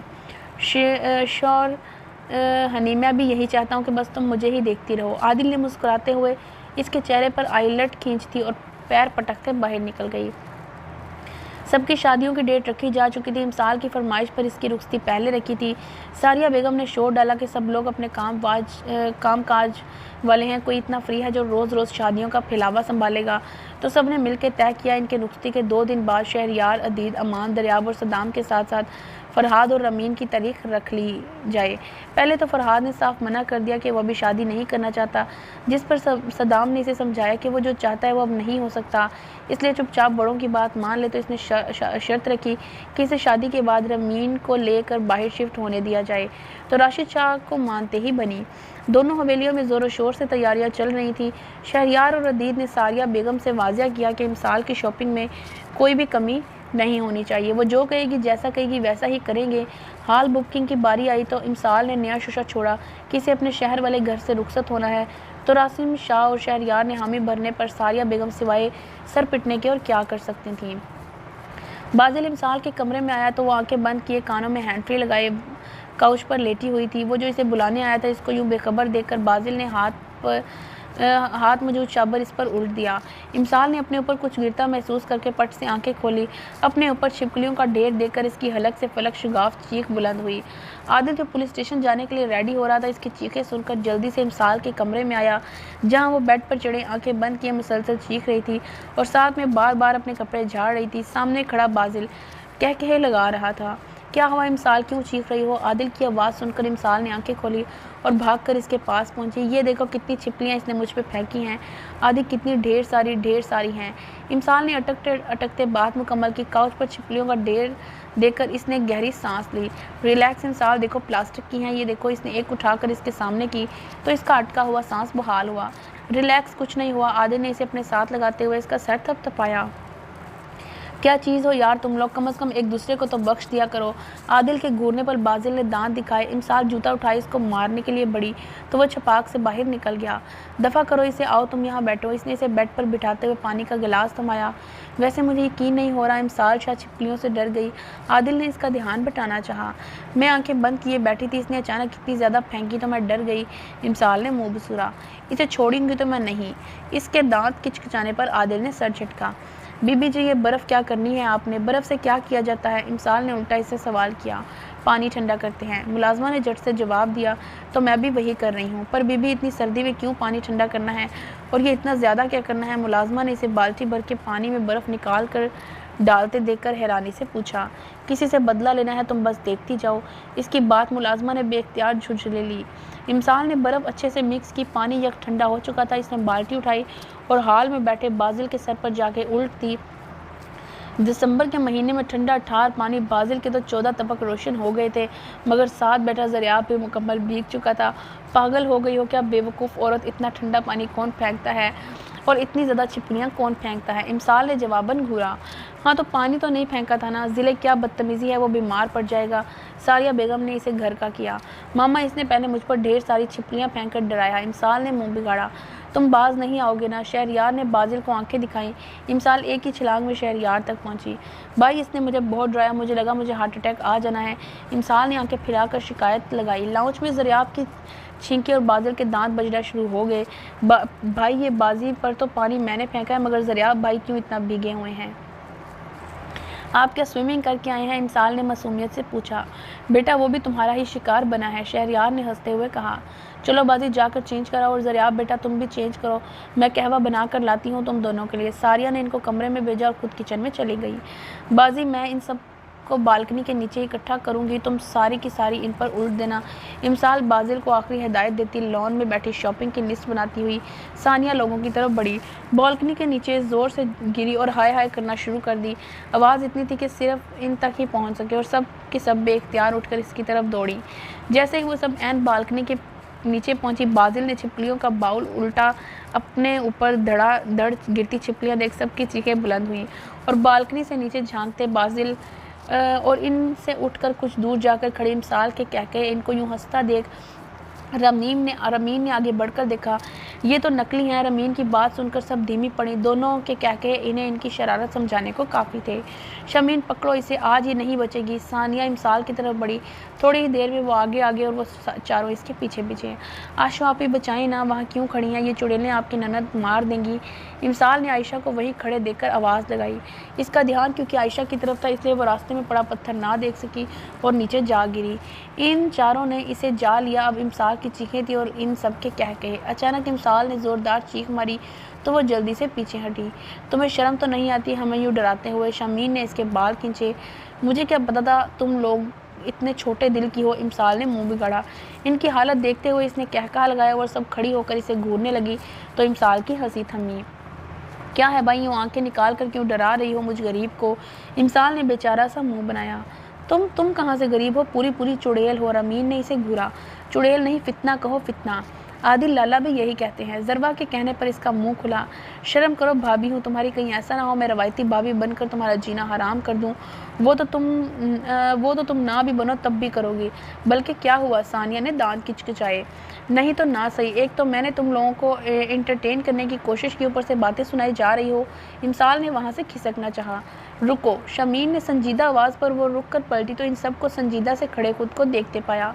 सॉरी यार, बस मजाक किया था। इसे लगा कि शायद वो माइंड कर गई हैं, मगर इनकी पोजीशन में कोई फ़र्क नहीं आया। सॉरी ना। इमसाल ने कान पकड़े। अचानक इन सब का कहकहा बुलंद हुआ। क्या है भाई, डरा ही दिया था मुझे। इमसाल ने दब से नीचे बैठी। और वो जो हमें डराया था वो? सानिया की बात पर इसे फिर से इनकी हालत याद आई और इसकी हंसी छूटी। अब की बार इन सब की हंसी भी शामिल हो गई। क्या हुआ आयशा, ये आवाज़ें कैसी हैं? रमल ने बाहर आते पूछा। कुछ नहीं, पहले एक झल्ली थी, अब 4 और शामिल हो गई हैं। आयशा ने इन 5 की तरफ इशारा किया तो वो मुस्कुराते हुए वापस पलट गई। आप दोनों को HOD साहब बुला रहे हैं। वो दोनों यूनी की रवश पर धरना दिए बैठे, आते जाते स्टूडेंट्स को तंग कर रहे थे। जब क्लास के CR ने आकर पैगाम दिया। क्यों खैरियत? बाजिल हाथ जाते वो उठ खड़ा हुआ। पता नहीं। अच्छा, कोई इनके पास आया हुआ है क्या? हाँ, इनके पास 2 लोग बैठे हैं, एक बुजुर्ग आदमी और एक यंग। CR की बात पर दोनों ने एक दूसरे की तरफ देखा। वो लोग HOD के ऑफिस पहुंचे तो वहाँ मुस्तफ़ा शाह और आदिल को बैठे बातें करते देख इनकी आंखें और मुंह बैक वक्त खुले थे। इनकी नज़रें पास बैठे राशिद शाह पर पड़ी तो इन्होंने मुस्कुराहट पास की, जिस पर वो दोनों पीछे ताप खाकर रह गए। अस्सलामुअलैकुम सर। दोनों ने निहायत ही मासूमियत से सलाम किया। वालेकुम अस्सलाम, आओ बेटा बैठो। HOD ने नरमी से कहा तो वो दीवार के साथ रखी खाली कुर्सियों पर बैठ गए। देखिए अंकल, एक डिपार्टमेंट के हेड होने के नाते मेरी कुछ जिम्मेदारियां हैं जिनमें सरफहरिस्त डिपार्टमेंट का नज़्म ज़ब्त कायम रखना है। मगर मुझे अफसोस से कहना पड़ रहा है कि पिछले 3.5 साल से सारा निज़ाम दरहम बरहम हो चुका है, सिर्फ़ और सिर्फ आपके बच्चों की वजह से। कोई टीचर, कोई स्टूडेंट इनसे महफूज नहीं। चलो छोटी मोटी शरारतें तो कोई बात नहीं, मगर इनकी शरारतें काफ़ी ऊंची और ख़तरनाक होती हैं। स्टाफ की चाय कॉफ़ी में नमक मिर्च मिलाना, पास से गुजरते बच्चों के हाथ से चॉकलेट चिप्स और खाने की दूसरी चीज़ें छीन कर भाग जाना तो इनके लिए मामूली और नॉर्मल बात है। ये तो सीधा सीधा ब्लैकमेल करते हैं, कभी किसी टीचर को इनके अफेयर को लेकर तो कभी इनकी किसी कमज़ोरी को लेकर। और हद तो ये है कि उल्टी सीधी बातें करके ये खुद ही एक के दिल में वहम डालते हैं कि फ़लाँ टीचर इसको पसंद करता है और यही बात जाकर दूसरे से करेंगे और जब आगे बात निकल जाएगी तो इन्हीं को ब्लैकमेल करेंगे कि हमारी अटकी हुई असाइनमेंट्स और क्विज़ को करवाएं। अभी हाल ही में एक प्रोफेसर ने इनको अपने एग्ज़ाम्स में बिठाने से मना कर दिया तो ये इनके घर पहुँचे। इनकी वाइफ के सामने जाकर वो धड़का रोए और मासूमियत की इंतहा की कि वो बेचारी सीधी सादी खातून इनकी बातों में आकर इनसे नाराज़ होगी और जब तक इनको परमिशन नहीं देंगे मैं आपसे बात नहीं करूँगी। बेचारे की नई नई शादी हुई थी और वो भी पसंद की, तो वाइफ का रूठना अफोर्ड नहीं कर सकते थे। ये बात इनको कहीं से पता चल गई, इसलिए इनको मानते ही नहीं बनी। आखिरी बात पर HOD के चेहरे पर हल्की सी मुस्कुराहट आई थी। मुस्तफ़ा शाह बाएं हाथ की मुट्ठी बनाकर होंठों पर रखे गोया अपनी मुस्कुराहट छुपाने की कोशिश कर रहे थे। बात यहीं ख़त्म नहीं होती। एक बार तंग आकर मैंने इन्हें यूनी से निकालना चाहा तो ये पूरी यूनी को इकट्ठा करके ले आए और हैरान मैं था कि सारे स्टूडेंट्स इनकी तरफदारी कर रहे थे, यहाँ तक कि जो इनके सताए हुए थे। जब मैंने कहा कि घर से किसी को लेकर आओ तो बाहर से किसी को भी पकड़ कर ले आते हैं और हम लोग इनको बातें सुनाते हैं कि पूछे नहीं। वो हैरान भी होते हैं कि इतनी ही बातों के बावजूद भी इन पर असर क्यों नहीं होता। तो वो एक टीचर्स की शिकायत पर हमें सर राशिद ने बताया कि वो इन्हें जानते हैं, जो कभी इनकी मामा आती थी, कभी भाई तो कभी बाबा तो वो कभी दादी, सब कुछ किराए पर होते थे। तो इन्होंने अपना राब्ता नंबर दिया है, आपसे राब्ता करके बुलाएं। इनकी बातों पर आदिल ने अपने दोनों कानों से धुआं निकलता महसूस हुआ। आपको बुलाने का मकसद सिर्फ इतना है कि इनको समझाएं, थोड़ा तो हम पर रहम खा लें। सच बताऊं तो जब प्रोफेसर्स और स्टूडेंट्स शिकायत लेकर आते हैं तो मेरा तो HOD के अहदे से दस्तबरदार होने का शिद्दत से दिल चाहता है। अब तो मुझे शक्ल देख कर ही पता चल जाता है कि कोई शिकायत आई है, और वो भी ट्विंस की। अगर कोई डांट दो तो वो इतनी मासूम और बेचारी शक्ल बनाते हैं कि खुद अपना आप जालिम लगने लगता है और ये मजलूम। प्लीज़ अंकल, अंकल थोड़ा रहम खाएं हम पर और इन्हें कंट्रोल में करें। सर बात हमारे भी बस से बाहर है, घर में हमारा भी कुछ ऐसा ही हाल है। इस मामले में हम मुकम्मल तौर पर बेबस हैं। इसके अलावा कोई और हुक्म है तो करें, हम हाजिर हैं। आदिल ने इनको देखते हुए कहा, जो अब जो इन सब से बेनियाज एक दूसरे से खुसर फुसर में मसरूफ़ थे। साईं आप छोड़ें इस बात को, ये बताएं कि पढ़ने में कैसे हैं। मुस्तफ़ा शाह ने बताया, नो डाउट कि दोनों ब्रिलियंट स्टूडेंट हैं, पिछले 3 सालों में क्लास के टॉपर हैं और अब तक रिकॉर्ड कायम रखा हुआ है। इमसाल फर्स्ट पे और बाजिल सेकंड पे। इनकी बात पर मुस्तफ़ा शाह के चेहरे पर फ़ख्रिया मुस्कुराहट छाई। तो साईं फिर बाकी बातों को भूल जाओ, बस 6 महीने हैं, जैसे तैसे निकाल लो, हम अपने लाडलों को कुछ नहीं कह सकते। मुस्तफ़ा शाह उठ खड़े हुए। चलो आदिल। इनके पीछे वो दोनों भी निकले। दादा जानी प्लीज़ मामा को मत बताइएगा, वो बहुत बेइज्जती करेंगी। इससे क्या फ़र्क पड़ता है, तुमने कौन सा सुधर जाना है। आदिल ने इसे घूरी दिखाई। अच्छा अच्छा पुत्र, तो परेशान ना हो, नहीं बताएंगे। मुस्तफ़ा शाह ने इसके सर पर चित लगाई। तुम भी ना बताना, अच्छे वाले दोस्त नहीं हो। इंसान आदिल का हाथ पकड़ते हुए मुल्तजियाना अंदाज में गोया हुई। सर ठीक कह रहे हैं, वाकई तुम्हारी मासूम सूरत देखकर बंदा खुद को जालिम फील करने लगता है। इसने अफसोस से सर झटका। मामू आपने अच्छा नहीं किया। इमसाल ने राशिद शाह के हाथ से अखबार खींचा। क्यों भाई, मैंने क्या कर दिया। इसका इत्मीनान काबिल दीद था। फरहाद जो आंखें फाड़े इमसाल का अंदाज देख रहा था, राशिद शाह का नॉर्मल बिहेवियर देखकर इसका मुंह खुला। इसे तो लगा कि इमसाल के यूँ अखबार खींचने पर इसको डांट तो ज़रूर पड़ेगी। इतने बच्चे ना बने आप, जैसे आपको पता ही ना हो कि मैं किस बारे में बात कर रही हूँ। इमसाल ने दांत कचकचाए। नहीं भाई, मुझे नहीं पता, तुम बताओ। एचओडी का दादा जानी से रब्ता आपने करवाया है ना। हाँ, तो इन्होंने कंधे उचकाए। क्यों, तुम लोग जो करते हो मैंने कभी पूछा है क्यों। अब तुम्हारा ये पूछना नहीं बनता। और वैसे भी पिछले 3 सालों में जितना तंग तुम दोनों ने किया है, इतना तो मेरा हक बनता है। इन्होंने लापरवाही से कहा। बहुत महंगा पड़ेगा, छोड़ूंगी नहीं, देख लूंगी आपको। शौक से। इन्होंने गोया नाक से मक्खी उड़ाई। वो पैर पटकती बाहर निकल गई। पीछे राशिद शाह ने कह लगाया। फरहाद हैरानी से अपने बाप को देखता रहा, जो इमसाल के साथ बच्चा बने बैठे थे। 5 दिन रह गए हैं। मैं तो सोच रही हूँ कि लड़कियों को मायूं बिठा दिया जाए। हरगिज़ नहीं दादो, मैं कोई नहीं बैठने वाली, एक जगह टिक कर बैठना पड़ता है, और वैसे भी मेरा अभी एक पेपर रहता है। इमसाल ने साफ इनकार कर दिया। पुत्र, ये रस्म होती होगी, मुझे नहीं करनी। आपको शौक है तो खुद बैठ जाएं। इमसाल ने मुंह के जाविये बिगाड़े तो फौजिया बेगम ने मुस्कुराहट दबाई। ना, अब मैं इस उम्र में मायूं बैठती अच्छी लगूंगी। बीजान ने इसे छड़ी से ठोका दिया। वैसे आइडिया बुरा नहीं है, क्यों ना आप और दादा जानी की दोबारा शादी कराई जाए। इस वक्त तो हम आपकी अटेंड नहीं कर सके, कितना मज़ा आएगा ना। इमसाल ने पुरजोश होते हुए कहा। चल हट, दादी हूँ तुम्हारी, कुछ तो शर्म लिहाज करो। इसको बकवास करने दे, बाकियों की आज रस्म कर लेंगे, कल पेपर देकर आ जाए तो इसको भी बिठा देंगे। सारिया बेगम ने इसे घूरा। छोटी सी रस्म के बाद पाँचों को मायूं बिठा दिया गया। बीजान ने सख्ती से तायद की कि रुखसती से पहले लड़कों में से कोई भी इनका चेहरा नहीं देखेगा, वरना रूप नहीं आएगा। बाकियों को तो कुछ खास फर्क नहीं पड़ा, मगर जहां आदिल इस हुक्मनामे पर झंझलाया था, वहीं बीजान ने खास जरवा की इमसाल पर ड्यूटी लगाई कि वो कहीं बाहर ना निकले। 3 दिन बाद ही इमसाल की बस हो गई थी, इसलिए वो आज सुबह से जरवा पर चिड़चिड़ी हो रही थी कि इसकी हवेली से बाहर जाना है, मगर इसने साफ मना कर दिया कि इसकी बीजान से बेइज्जती करवाने का कोई शौक नहीं। वो किचन में खड़ी चाय बना रही थी जब आदिल इसके पास आया। जरवा, मुझे इमसाल से मिलना है। नहीं मिल सकते, बीजान ने मना किया है। क्या भाई, बस 5 मिनट के लिए मिलवा दो। ना 10 मिनट के लिए, ना 1 घंटे के लिए। जरवा ने नफ़ी में सर हिलाया। कुछ ले देकर भी नहीं। आदिल ने लालच देना चाहा। इस तरह की बात करके आप अपने पुलिस वाला होने का सबूत दे रहे हैं, और अगर आप समझते हैं कि आप मुझे ख़रीद लेंगे तो आप बिल्कुल ठीक समझते हैं। जरवा के आंखें घुमाने पर आदिल हंसा। क्या चाहिए? कल एक ज्वेलरी सेट देखा था, बस वही चाहिए। ठीक है, मिल जाएगा। 10 लाख का मिल जाएगा यार। ठीक है, आए मेरे साथ। जरवा इसे लेकर इमसाल के कमरे में आई, जहाँ वह घुटनों में सर दिए बेड पर बैठी थी। आपी, तुम फिर आ गई है। जाओ, मुझे तुमसे बात नहीं करनी। चीटर हो तुम। इमसाल ने सर उठाए बगैर कहा, तो जरवा ने आदिल की तरफ देखा और बाहर निकल गई। मुझसे भी नहीं करोगी? आदिल की आवाज़ पर इसने एक झटके से सर उठाया और इसको अपने सामने पाकर बेख्तियार उठ खड़ी हुई। तुम आ गए? कहाँ थे इतने दिन हो गए, तुम मुझसे मिलने ही नहीं आए। अगले ही लम्हे वो दोबारा बैठी। मुझे बात नहीं करनी, किसी से भी नहीं करनी, तुम जाओ, सब जाओ। इमसाल ने आंखें साफ करते हुए कहा। अरे अरे, मेरी क्यूट सी डॉल क्यों रो रही है? इसके मुकाबिल बैठते हुए इसने इमसाल के आंसू साफ किए। मुझे यहाँ कैद कर दिया है, बाहर नहीं जाने देते, मैं थक गई हूँ, और तुम भी नहीं मिलने आए मुझसे। बाहर जाना है, मेरे साथ चलोगी? इसके पूछने पर इसने मुंह बसूरते हुए सर हिला दिया। ओके चलो। ड्राइवर को फ़ोन करके गाड़ी हवेली के पीछे दरवाजे पर बुलाई और इसे लेकर पिछले दरवाजे से निकला। अब खुश? आदिल ने इसको शीशे से बाहर झांकते देखकर पूछा। हाँ बहुत, थैंक यू सो मच, तुम ना बहुत अच्छे हो। इमसाल ने इसके कंधे पर सर रखते हुए चहकी तो वह मुस्कुराया। कहाँ जाना है? कहीं भी ले चलो, मगर मुझे 2 घंटे तक घर नहीं जाना। इसने गांव से निकलकर गाड़ी एक साइड पर रोकी।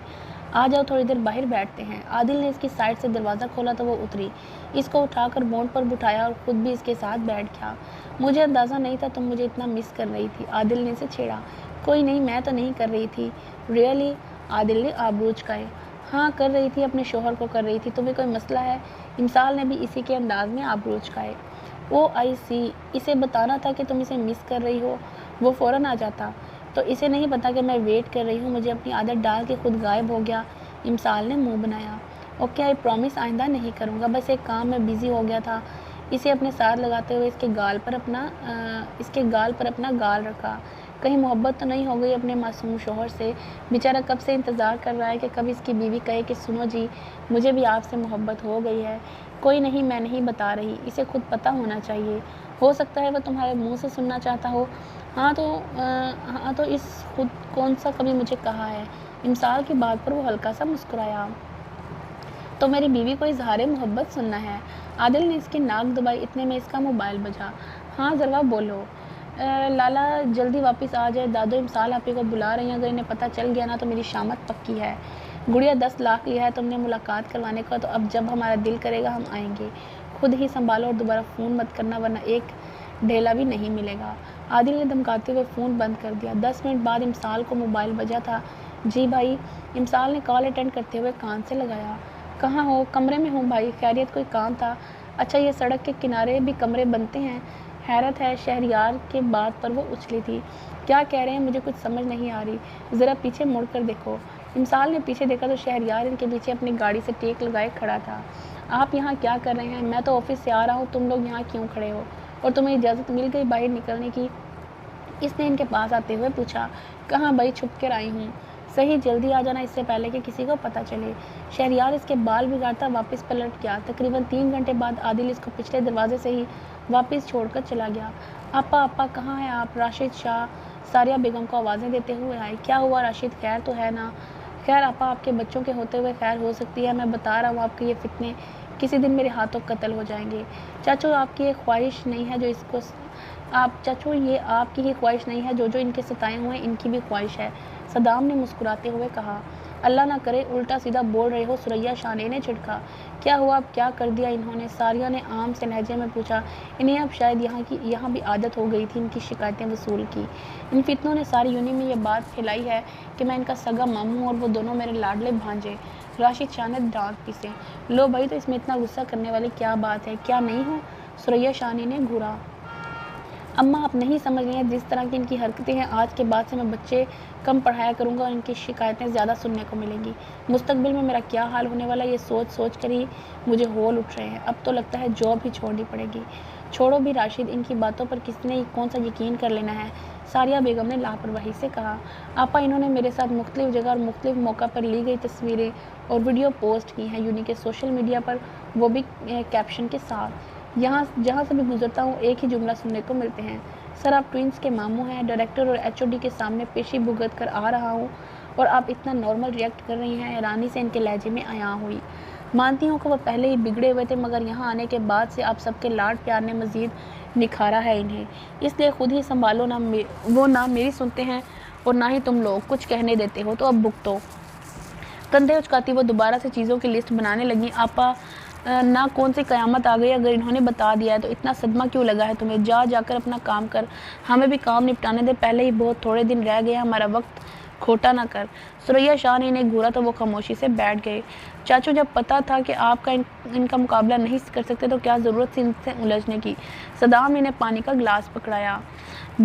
यार बाबा, इस दिन वो धमकी देकर तो गई थी, मगर आपने सीरियस नहीं लिया। तब तो बड़ा कह रहे थे मुझे परवाह नहीं, जो करना है करो। फरहाद ने मुस्कुराहट दबाते हुए कहा तो वो इसे घूरते हुए उठ गए। आज मेहंदी की तकरीब थी। हवेली को मुकम्मल तौर पर फूलों से सजाया गया था। तय किया गया था मेहंदी की रस्म हवेली में ही की जाएगी और रुखसती शहर वाले घर से। सरे शाम हवेली में मेहमान आना शुरू हो चुके थे, जिससे खासी चहल पहल हो गई थी।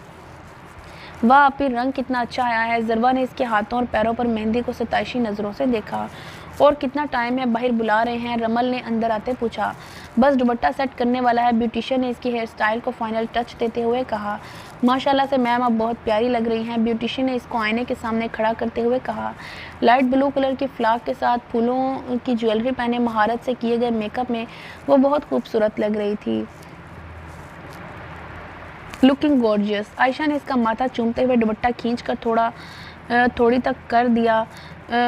यार रमल और ज़रवा के साथ मिलकर इसे स्टेज पर ले गई। ये भी मिसाल ही की फरमाइश थी कि इसकी मेहंदी में सब कज़न्स हों और हमेशा की तरह इसकी खातिर हाजरा शाह को अपनी ही कायम करदा रसूमात को तोड़ना पड़ा। इन्होंने इसे ले जाकर झूले पर बिठाया जहाँ पहले से सफ़ेद कुर्ता शलवार पहने गले में येलो कलर का मफलर डाले आदिल मौजूद था। क्या है भाई ये 2 गज़ का घूंघट क्यों ओढ़ा हुआ है? आदिल घूंघट की वजह से देख नहीं पा रहा था, इसलिए झिंझला गया। दादो का ऑर्डर है कि आप मेरा चेहरा नहीं देख सकते। इमसाल ने जवाबन सरगोशी की। क्यों भाई, मेहंदी है मेरी और मैं ही नहीं देख सकता? ही इमसाल खिलखिलाई। यार हटाओ ना, मुझे तुम्हारा डिम्पल देखना है, 2 दिन से नहीं देख पाया। मुझे शर्म आ रही है। रेली इमसाल, कोई बात करने वाली करो जो मैं मान भी लूँ। क्या कर रहे हो तुम दोनों? चुप करके बैठो, सब लोग देख रहे हैं। रमल ने आकर इन्हें टोका। सब बारी बारी आकर रस्म करने लगे।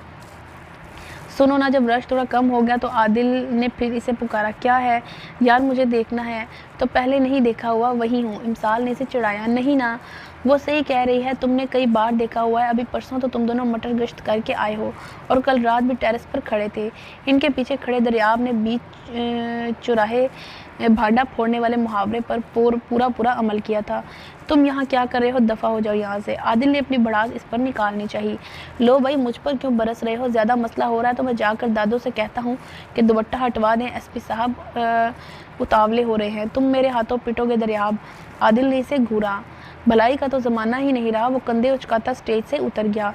इमसाल दुपट्टे से पिन्ने उतार रही थी जब आदिल अंदर आया। मैं कोई हेल्प कर दूं? इसको दुपट्टे से उलझता देखकर कहा तो इसने पीछे मुड़कर देखा। आदिल दरवाजे से टेक लगाए खड़ा था। ओह हाँ, थैंक गॉड आप आ गए। मैं कब से जरी का वेट कर रही थी। प्लीज़ ये उतार दें। इमसाल चलकर इसके पास आई और इसके सामने खड़ी हुई। आदिल ने हैरत से इसे देखा। क्या बात है, तुम्हारी तबीयत तो ठीक है ना? आदिल ने इसके सर से पन्ने उतारते हुए इसके माथे को छुआ। हाँ बिल्कुल, मुझे क्या होना है? तो फिर तुम मुझे आप कहकर क्यों बुला रही हो? क्यों इज़्ज़त हज़म नहीं हो रही? हाँ, ऐसा ही समझ लो। आदिल ने इसके गिर्द बाजू फैलाते हुए सेल्फी ली। दादू और मामा ने कहा है कि अब आपको आप कह के इज़्ज़त से बुलाया करूँ। ओह अच्छा, इट्स ओके हनी, मुझे तुम बुला सकती हो। मुझे अच्छा लगता है, अपनायत का एहसास होता है। शाम से तुम मुझे आप कह रही हो, अजीब सा लग रहा है, जैसे किसी अजनबी से बात करते हैं। आपको पता, इन्होंने मुझे कहा है कि आपसे बदतमीज़ी भी ना करूं और ना ही ऊंची आवाज़ में बात करूं, आपके खाने पीने और दूसरी चीज़ों का ख्याल रखूं और ना ही मुंह फाड़ कर हंसूं। वो बच्चों की तरह उंगलियों पर गिनते हुए इनकी शिकायतें लगा रही थी। बिल्कुल भी नहीं, कोई ज़रूरत नहीं इनकी बात मानने की। मुझे अपनी वही ज़िले चाहिए जो हर वक्त हंसती रहती है, मुझसे झगड़ती और घूरियाँ दिखाती है। जैसी हो वही पसंद हो। बातों बातों में वो इसकी ज्वेलरी भी उतार चुका था। थैंक यू, तुम ना बहुत अच्छे हो। इमसाल ने अपना हमेशा वाला फ़िक्रा दोहराया। तुम भी बहुत अच्छी हो और क्यूट भी। आदिल ने मुस्कुराते हुए इसका माथा चूमा।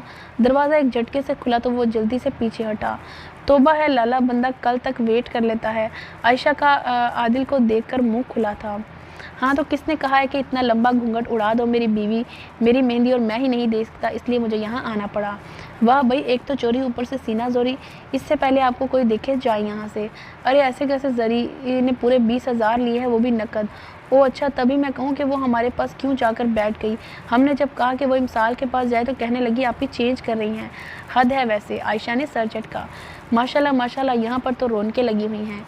शहरयार की आवाज़ पर तीनों पीछे मुड़कर देखा तो वो तीनों भाई खड़े थे। मैं ज़िले को देखकर आई थी। आयशा आदिल की मौजूदगी पर गड़बड़ाई। और आप जनाब भी यकीनन ज़िले ही को देखने आए होंगे। शहरयार ने आदिल को तंज किया। हाँ तो? आदिल अकड़ा। बाजी ज़रा दादो को तो बुलाओ। शहरयार ने सीने पर बाजू पलटे तो बाजिल को कहा तो आदिल ढीला हुआ। क्या है भाई, अपनी बीवी से ही मिलने आया था, किसी गैर से थोड़ी। चले लाला, टाइम ख़त्म हुआ। मैंने शहरी भाई को ऊपर आते देखा था, इससे पहले वो यहाँ आए। आप प्लीज़ अब जाए, वैसे भी 20,000 में इतना ही टाइम है। अंदर आती ज़रवा ने मोबाइल पर उंगलियां चलाते हुए सर उठाया तो इन सबको वहाँ मौजूद देखकर सिटपटाई। ओह तो ये मामला है। अदीद ने लब सुकड़े। सीरियसली ज़रवा, बस 20,000? अगर तुम्हारी जगह ज़िले होती तो 2-4 लाख से नीचे नहीं आना था इसने। बाजिल ने कहा। ये भी बड़ी मुश्किल से निकलवाए हैं, वरना ये तो घूरियों से काम निकलवाने वाले थे। ज़रवा ने मुंह बनाया। और लाला अब तो आप जाएं, यहाँ लोग मज़ीद लोगों को इकट्ठा करना है क्या? अगर दादों को पता चल गया ना तो मेहमानों का लिहाज किए बगैर आपकी और मेरी इज्जत का हलवा बनाएंगी। ज़रवा इसे खींचते हुए बाहर ले गई। इनके पीछे आयशा भी निकल गई। भाई आपकी तबीयत तो ठीक है? इमसाल ने शहरयार की सुर्ख आंखें देखी तो पूछा। हाँ बच्चे मैं ठीक हूँ, आप सब खड़े क्यों हैं, बैठे ना। इमसाल ने इनको खड़ा देकर कहा तो शहरयार रुख मोड़ता हुआ खिड़की में जा खड़ा हुआ। तुम्हें पता है इमसाल में 10 साल का था जब तुम दोनों पैदा हुए। शुरू में मैं कोई ख़ास दिलचस्पी नहीं लेता था दोनों में। मामा कभी अगर थोड़ी देर के लिए उठाने का बोल देती तो मैं इधर उधर हो जाता। खेलने का कहती तो ये कह के मना कर देता कि अभी छोटे हैं।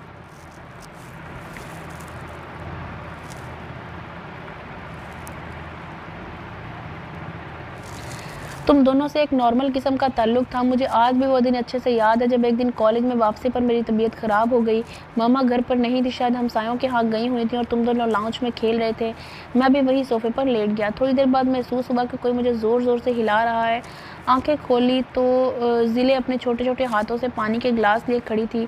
भाई आप ठीक हैं ना? आपको ओई हुई है? भाई आप ठीक हैं? आपको ओई हो रही है? और मेरे हाँ में सर हिलाने पर तुमने बादल से कहा कि जाओ बाजी बाई के लिए कुछ थाने तो ले आओ, और ख़ुद भी सोफे पर चढ़कर मेरे गाल और आंखें चूमने लगी। शहरयार की आवाज़ से पता चल रहा था कि वो बड़ी मुश्किल से जब्त किए खड़ा था। मैंने जब पूछा कि ये क्या कर रही हो तो तुमने कहा जब हमें ओई होती है तो हमें मामा किशी करती हैं, और बाजी जो अपनी चीज़ें सिवाय तुम्हारे किसी के शेयर नहीं करता था इस वक्त मेरे लिए इतनी चॉकलेट्स ले आया, और हैरत अंगेज़ तौर पर तुमने भी कोई ववेला नहीं मचाया था। मैं हैरान होने के साथ साथ शर्मिंदा भी था कि मेरी छोटी सी तकलीफ़ ये महसूस कर रहे हैं। ये इतने छोटे होकर मेरे लिए इतना फ़िक्रमंद हैं। तुम्हें पता है मुझे तुम दोनों से मोहब्बत हो गई थी जब बाजिल किचन से पता नहीं कौन सी गोली उठा लाया था। इसे सिर्फ इतना पता था कि ये मेडिसिन है, और तुम अपने छोटे छोटे हाथों से मुझे खिलाने लगी। इस दिन के बाद मेरे लिए तुम लोग ऐसे ही लाजिम हो गए जैसे ज़िंदा रहने के लिए सांसें। मामा को तुम लोगों का कुछ पता नहीं होता था कहाँ हो, कि चाहिए या नहीं। दोनों के बाल बनाना, खाना पीना, स्कूल लाना ले जाना सब मैं ही देखता था। यहाँ तक कि तुम दोनों की शॉपिंग में भी मैं ही लेता। आहिस्ता आहिस्ता तुम लोग भी मामा बाबा से ज़्यादा मुझसे अटैच हो गए थे। तुम्हारी हर शरारत पर मामा मुझ पर डांट पड़ती थी। पता है ज़िले, एक बार किसी बात पे ज़िद करने पर मामा ने तुम्हें थप्पड़ मार दिया। तुम्हें रोता देख मुझे ऐसा लगा जैसे मेरा दिल बंद हो जाएगा। मैंने उस दिन मामा से पहली बार बदतमीज़ी से बात की थी, और तुम लोगों को मजाक मजाक में तंग करने पर अदीत कई बार मेरे हाथों मार खा चुका है। शहरयार बात करते करते हंसा। हाँ मुझे आज भी वो दिन याद है जब मैं तुम्हें जानबूझकर तंग कर रहा था, और जवाब में तुम मुझसे लड़ रही थी कि भाई घर आ गए। तुम भागकर इनके पास गई, शिकायत लगाई, जिस पर भाई ने मुझे डांटा। तुम हमेशा ऐसे ही करती थी, पहले खुद लड़ती थी फिर भाई से भी डांट पड़वाती थी। अब देखो पता भी नहीं चला और तुम इतनी बड़ी हो गई कि रुखसती का टाइम आन पहुंचा। अदीत ने अपनी नम आंखें साफ की और इमसाल भागकर शहरयार के गले लगी तो इसने बाजिल और अदीत को भी अपने साथ लगाया। क्या हो गया शहरी, क्यों खुद भी रो रहे हो और बच्ची को भी रुला रहे हो? हमारी हवेली में सैलाब लाना है क्या? वैसे भी कौन सा कहीं दूर जा रही है, यही तुम्हारी आंखों के सामने ही तो रहना है। लाला रुख ने इनको इमसाल से अलहदा करते हुए इसके आंसू पहुंचे तो इन सबको रोता देख ज़रवा लाला रुख को बुला लाई।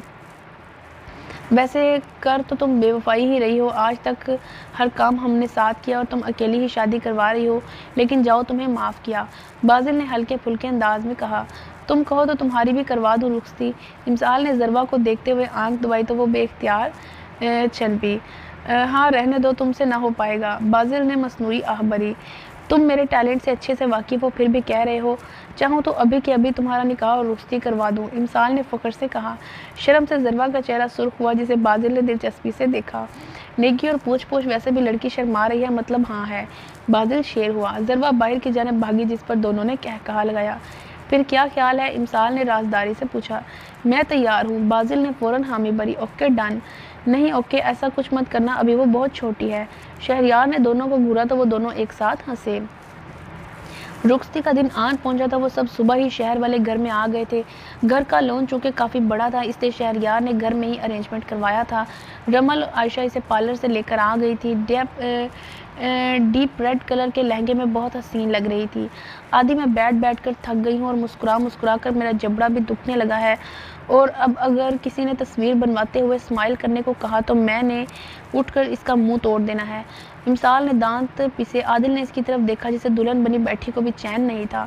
बस थोड़ी देर और सब्र कर लो और प्लीज़ कुछ मत करना, कहती हो तो तुम्हारे आगे हाथ भी जोड़ देता हूँ। आदिल ने मिन्नत करते हुए कहा कि इसका कोई भरोसा नहीं, वाकई उठकर किसी न किसी की शामत ले आए। नहीं मतलब दुल्हनों पर भी लाजिम है कि खामोश और संजीदा बैठें, दूल्हे तो ऐसा कुछ नहीं करते। और तुम भी मेरी बात कान खोल कर सुन लो, अब अगर उठ कर गए ना यहाँ से तो मैंने भी तुम्हारे पीछे आ जाना है। मुझे यहाँ बिठा कर खुद घूमने के लिए निकल पड़ते हो। इमसाल की उंगली उठाकर मौन करने पर उसे देख कर रह गया। मैं तुम्हें सिर्फ हौसला ही दे सकता हूँ, अल्लाह तुम्हारी हिफाजत करे। अमान ने इसके कंधे पर हाथ रखा और वो कब से इमसाल को आदिल को घूरता हुआ देख रहा था। थोड़ी ही देर में रुखसती का शोर उठा तो इमसाल अपने कपड़ों को समेटने लगी, गोया उठने की तैयारी कर रही थी। इमसाल, खुदा का वास्ता है क्या कर रही हो, सब देख रहे हैं। आदिल ने इसका बाजू पकड़कर वापस बिठाया तो वो मुंह बनाकर बैठ गई। कुरान पाक के साए तले इसे गाड़ी तक लाया गया। शहरयार हाथ में कुरान पाक लिए पीछे पीछे आ रहा था, जबकि अदीद ने इसका लहंगा पकड़ा हुआ था। गाड़ी के पास रुककर वो सबसे मिली। सारिया और रासिम शाह से मिलने के बाद शहरयार से मिलने लगी तो इसका रुखसती के वक्त ना रोने का दावा टूटा। इसके गले लगकर वो जो रोई वहाँ मौजूद हर शख्स की आंखें नम हुई थीं। रमल ने आगे बढ़कर इन्हें अलग करवाया। अदीद से मिलने के बाद वो बाजिल के गले लगी तो ज़िंदगी के कई मनाजिर दोनों की आंखों के सामने लहराए थे। आदिल, हमारी बहन का ख्याल रखना, अगर कभी कोई गलती हो जाए तो प्लीज़ माफ़ कर देना। अदीद ने आदिल का हाथ पकड़ते हुए इल्तिजा की। वो जो किसी के सामने झुककर बात नहीं करता था, अपनी बहन की खातिर इल्तिजा कर रहा था। आदिल भाई, प्लीज़ मेरी टोइनी का ख्याल रखिएगा, बहुत लाड और नाजों से पाला है हमने, कोई तकलीफ़ नहीं होनी चाहिए वरना। बाजिल ने बात अधूरी छोड़ी। ओ यार, सब कह रहे हो इसका ख्याल रखना, मुझे कोई नहीं कह रहा कि अपना ख्याल रखना, हालांकि मुझे इसकी ज़रूरत है। अपनी बहन को जानते नहीं हो क्या? आदिल ने शरारत से कहा तो इमसाल ने महसूस अंदाज में इसके पाँव पर अपनी हील मारी, जिस पर वो कराह कर रह गया। लाला रुख और रमल ने इसे गाड़ी में बिठाया और अपनी मंजिल को रवाना हुए। हवेली पहुंचकर छोटी मोटी रस्मों के बाद इसे आदिल के रूम में पहुंचा दिया गया। आदिल रूम में दाखिल हुआ तो कानों में हैंड फ्री लगाए चिप्स के साथ मुकम्मल इंसाफ कर रही थी। इमसाल ने इसके घूंघट ओढ़े रवायती दुल्हन की तरह देखने के अरमान को चकनाचूर किया था। इसने गहरी सांस लेते हुए शेरवानी उतारकर सोफे पर रखी और खुद इसके सामने तकिया खींचकर कहनी के बल लेट कर इसे देखने लगा, मगर वो इसे बेनियाज अपने काम में मगन रही। बज़ाहिर तो वो लापरवाह बैठी थी, मगर इसकी सारी हसियात इसी की तरफ थी। इसे यूं तकता देख पाक इसका दिल धड़का और चेहरे पर कई रंग फैले। आदिल इसके चेहरे पर आते जाते रंगों का बगौर देख रहा था। क्या है आदि, ऐसे क्यों देख रहे हो? जब काफ़ी देर भी इसने नज़रें ना उठाई तो इमसाल ने इसे घूरा। कैसे देख रहा हूँ? आदिल ने इसके सुर्ख होते चेहरे को दिलचस्पी से देखा। ये जैसे देख रहे हो ऐसे मत देखो ना, वही तो पूछ रहा हूँ, कैसे देख रहा हूँ? वो महजूज हुई, जैसे जैसे वो फिल्मों में गली में खड़े गुंडे और आवारा लड़के लड़कियों को ताड़ रहे होते हैं। इसकी बात पर आदिल का चेहरे से मुस्कुराहट गायब हुई। या अल्लाह ज़िले, क्या चीज़ हो तुम? मैं तुम्हें आवारा गुंडा नज़र आता हूँ? हाँ तो इनकी तरह देख रहे हो ना, पूरी पागल हो तुम। आदिल ने हंसते हुए इसकी गोद में सर रखा तो वो सटपटाई। उठो यहाँ से, हमें फ्री हो रहे हो और मेरी मुंह दिखाई भी नहीं दी। इमसाल ने इसको उठाना चाहा। कई बार देखा और कल तुम भी यही कह रही थी, इसलिए मैं लाया ही नहीं। आदिल ने संजीदगी से कहा तो इसका मुँह खुला। क्यों नहीं लाए जाओ, मैं बात नहीं करती। इमसाल ने मुँह बसूरा। ए सुनो ना। आदिल थोड़ी से पकड़कर इसका रुख अपनी तरफ मोड़ा। छोड़ो, मैं नहीं कर रही बात। अच्छा ये देखो कैसा है। आदिल ने जेब से डिब्बी निकाल कर इसमें से ब्रेसलेट निकाल कर इसके सामने लहराया। मुझे नहीं देखना और ना ही मुझे लेना है। तो फिर कैसे दूँ? तुम जिसको मर्ज़ी दो, मुझे नहीं चाहिए। ठीक है, फिर मैं रख देता हूँ, जब दूसरी शादी करूँगा तो इसे दे दूँगा। चलो अच्छा है, बार बार नहीं ख़रीदना पड़ेगा। आदिल ने ब्रेसलेट वापस डिब्बी में रखा। इमसाल के तो तलों पर लगी और सर बुझी थी। तुम दूसरी शादी करोगे? मैं करवाती हूँ तुम्हारी दूसरी शादी। इमसाल ने तकिए उठाकर इसे दे मारे। इसे दिल ना भरा तो इसने बाल नोचने शुरू कर दिए। जालिम लड़की, छोड़ो, क्यों एक ही रात में गंजा करने का इरादा है? मैं सुबह क्या मुंह लेकर सबके सामने जाऊँगा? आदिल ने बाल छुड़वाने चाहे। पहले तौबा करो, आइंदा दूसरी शादी की बात भी नहीं करोगे, वरना आदि मैं बहुत बुरी तरह पेश आऊँगी। इमसाल रूहान सी हुई। मजाक कर रहा था यार, सांसों में बसती हो तो भला कोई अपनी सांसों को भी खुद से दूर कर सकता है? नहीं ना, तो मैं कैसे अपनी ज़िंदगी को खुद से दूर कर सकता हूँ? आदिल ब्रेसलेट इसके हाथ में पहनाया, दराज से खोलकर एक फ़ाइल इसके सामने रखी। ये बाबा के ऑफिस में मेरे शेयर्स की फ़ाइल है जो मैंने तुम्हारे नाम कर दिए हैं। ये क्यों? ये मुझे नहीं चाहिए और ना ही मुझे इसकी ज़रूरत है। इमसाल ने फ़ाइल उठाकर इसकी तरफ बढ़ाई। जानता हूँ तुम्हें किसी भी चीज़ की ज़रूरत नहीं है, मगर मेरी तरफ से एक छोटा सा गिफ्ट समझकर रख लो। वैसे भी मैं जॉब करता हूँ तो बिज़नेस को टाइम नहीं दे सकता, तुम संभाल लेना। और अब कोई बहस नहीं। आदिल ने इसे मुँह खोलता देखकर टोका। ओके ठीक है, जैसे तुम्हारी मर्ज़ी। इमसाल कंधे उचकाती उठी तो आदिल ने इसका हाथ पकड़कर अपने साथ बिठाते हुए नरमी से इसे अपने हसार में लिया। क्या कर रहे हो आदि? वो किस्म साई। यहाँ बैठो, मुझे देखने तो दो, मैंने इस दिन का कितना इंतज़ार किया है। कभी कभी सोचता हूँ तो हैरान होता हूँ। मुझे लगता था मुझे किसी से मोहब्बत नहीं हो सकती, मगर तुम्हें देखा तो खुद को रोक नहीं पाया। तुम्हारे आने से मेरी ज़िंदगी रूखी और बेरौनक थी आने से पहले, जिससे तुमने आकर रंग भर दिए हैं। तुम्हारे आने से हंसना सीख गया और मोहब्बत करना भी। थैंक यू मेरी ज़िंदगी में आने के लिए। तुम्हें पता है मुझे तुम्हारा ये डिम्पल बहुत पसंद है। तुमसे तो मोहब्बत करता हूँ, मगर तुम्हारे इस डिम्पल से तो इश्क है मुझे। आदिल ने इसका गाल छुआ। कुछ कहोगी नहीं? आदिल ने इसे खामोशी से अपने कंधे पर सर रखे बैठे पाया तो पूछा, तुम ना बहुत अच्छे हो। और इसने बात अधूरी छोड़ दी। और क्या, और मुझे भी अच्छे लगते हो, और पुलिस यूनिफॉर्म में और भी हैंडसम लगते हो। इमसाल ने कहते हुए इसके कंधे में मुँह छुपाया। आदिल ने बेसाख्ता कह लगाया, अरे अरे मेरी क्यूटी शर्मा रही है। तुम नहीं जानती मेरी कितनी ख्वाहिश थी तुम्हें शर्माता देखूं। इसने हंसते हुए इसे छेड़ा। अच्छा इधर तो देखो ना मेरी तरफ, मुझे देखना है कि मेरा फितना शर्माते हुए कैसा लगता है। आदिल ने इसका सर उठाना चाहा। तुम मार खाओगे मुझसे, खबरदार जो आइंदा मुझे फितना कहा तो। इमसाल ने सुर्ख होते चेहरे से इसके कंधे पर मुक्का मारा। इसकी हालत देखते हुए आदिल ने एक बार फिर से कहा लगाया। वलीमे की तकरीब जारी थी। शाह खानदान के अलावा शहर की बिजनेस फैमिलीज भी मदऊ थीं। इमसाल ने पीच कलर की मैक्सी जेबतन किए हुए थी, साथ में खतीजा बेगम के दिए हुए जेवरात पहने हुए थे। इन्होंने अपने सारे जेवर उठाकर इसे दे दिए थे। इसके साथ आदिल भी तमाम तर जहात लिए बैठा था। हमेशा की तरह इमसाल की ज़ुबान अपने मुकम्मल रफ्तार से चल रही थी। वह तकरीब में आने वाली लड़कियों और ख़वातीन के कपड़े और मेकअप पर ज़ोर शोर से तबसरा कर रही थी, जिसमें आदिल भी भरपूर तरीके से इसका साथ दे रहा था। वो देखो आदि, इस आंटी की उम्र है भला साड़ी पहनने वाली। भाई तुम घर बैठो, पोते पोतियाँ संभालो, पर ना जी देखो कैसे लहक लहक कर जलवे दिखा रही हैं। तुम इसे छोड़ो, इस आंटी को देखो। आदिल ने एक 50-60 साल की खातून की तरफ इशारा किया। बस कर दो तुम दोनों, कुछ तो लिहाज कर लो। इमसाल से उम्मीद तो क्या पूरा यकीन किया जा सकता है, मगर आदिल तुमसे रत्ती बराबर उम्मीद नहीं थी ऐसी हरकतें करोगे। अमान ने इसे अफसोस से देखा। मैंने कहा था ना ये जन मुरीदी के सारा रिकॉर्ड तोड़ेगा, मगर एक ही रात में इसकी इतनी काया पलट जाएगी, मुझे ये अंदाज़ा नहीं था। सदाम ने तंज किया।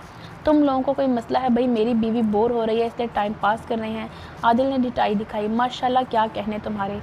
अमान भाई मेरे शोहर को कुछ मत कहे, वरना मैंने उठकर ऐलान कर देना है कि आप शमीन आपी की पिक्चर्स रखते हैं अपने मोबाइल में और इनको चोरी चोरी देखते हैं। इमसाल की बात पर सदाम और आदिल ने बेसाख्ता इसकी तरफ देखा तो वो गड़बड़ा गया। किसी दिन मारी जाओगी मेरे हाथों। ईमान ने दांत पीसे।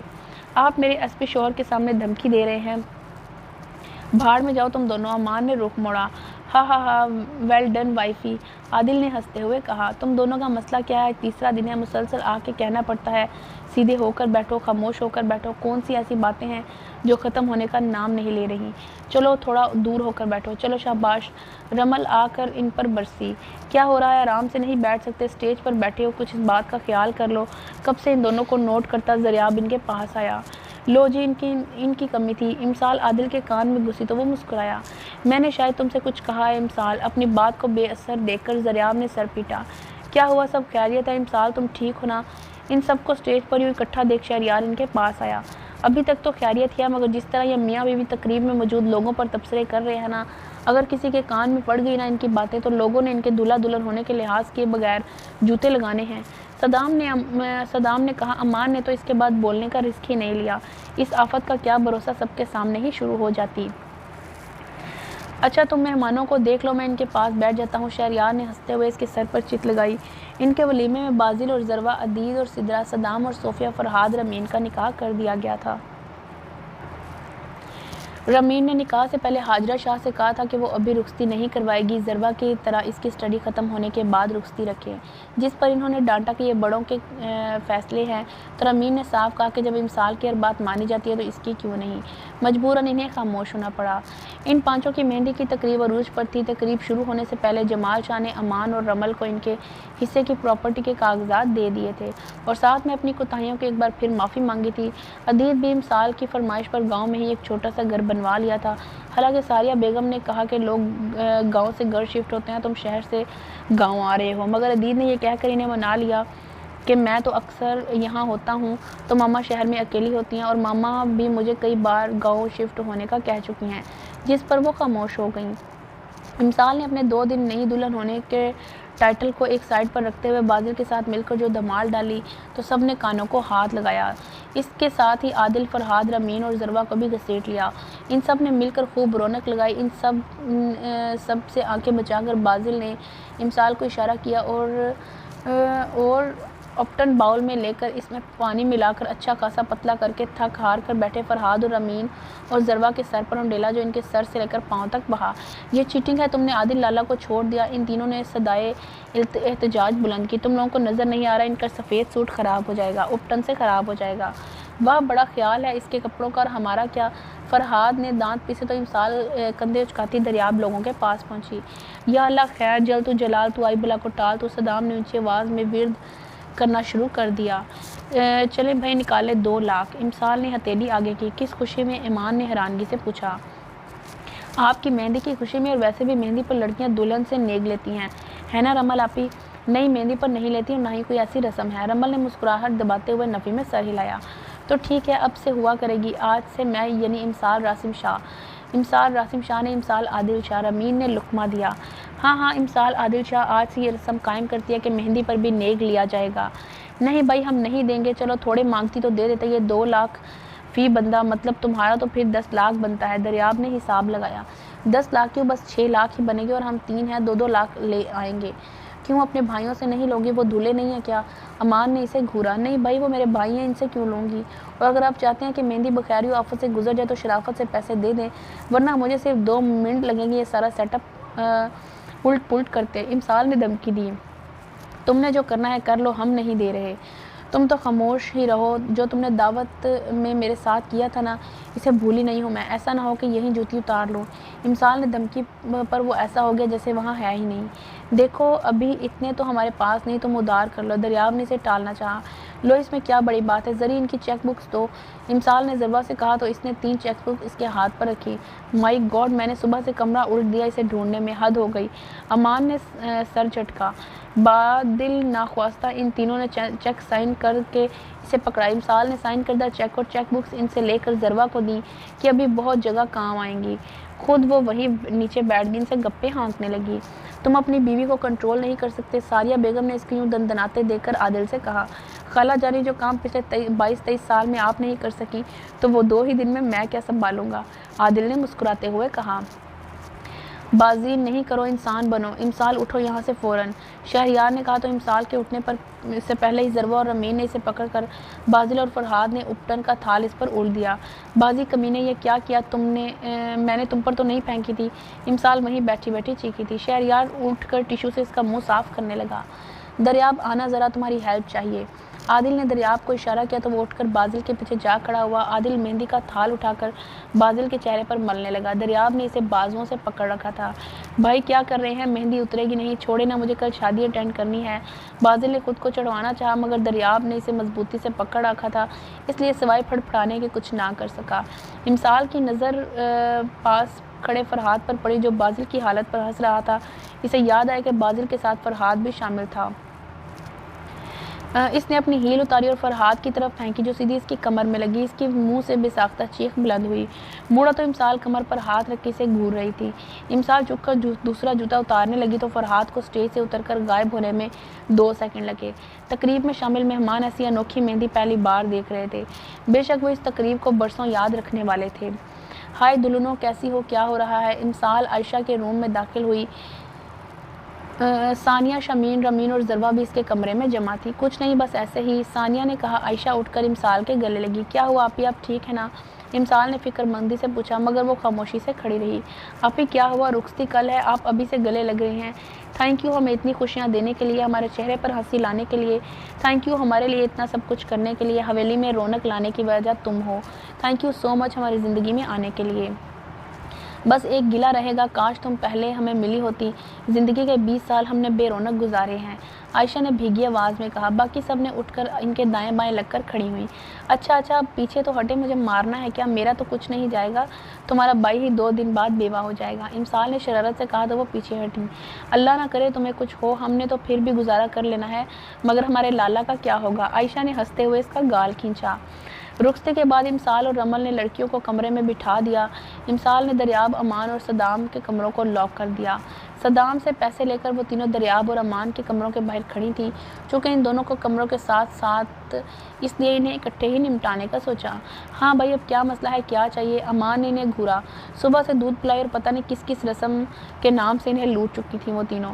कुछ रस्में तो खालसतन नई और अमसाल की अपनी ईजाद करदा थी, और वो रस्में सिर्फ सदाम, अमान और दरियाब के लिए थी। अदीद और शहरयार इनसे महफूज थे। पैसे चाहिए और क्या, तुम्हारे बच्चों का रिश्ता थोड़ी मांगने आए हैं, अभी इसमें देर है। इमसाल ने बेनियाजी से कहा। या खुदा इमसाल, और कितने पैसे चाहिए तुम्हें? सुबह से कितना लूट चुकी हो, अब बस कर दो। और बाजिल, तुम्हारा यहाँ क्या काम? अमान ने दुहाई दी। जिस तरह तुम लोग कल से पैसे इकट्ठे कर रही हो, किस्म से प्रोफेशनल भिकारने लग रही हो। दरियाब ने इन्हें चिढ़ाया। तुम लोग जो भी कहो, हम बुरा नहीं मनाने वाले, बस जल्दी से चेक या कैश हमें दे दो, हमें और भी काम है। इमसाल ने इसकी बात का बुरा मनाए बगैर कहा। आदिल, अपनी बीवी को देख लो तुम। अमान ने इसे भी घसीटा। हाँ, मैं देख रहा हूँ, इसे नहीं देखूंगा तो किसे देखूंगा? आदिल ने कंधे उचकाए तो दांत पीस कर रह गया। तुम रहने दो इसे, इसने तो जन मुरीदी का वर्ल्ड रिकॉर्ड कायम करना है। लाओ चेकबुक। दरियाब ने जलते भुनते चेक साइन करके इसे पकड़ाया। इमसाल ने चाबियां इनकी तरफ उछाली तो वो लॉक खोलकर अंदर दाखिल हुए।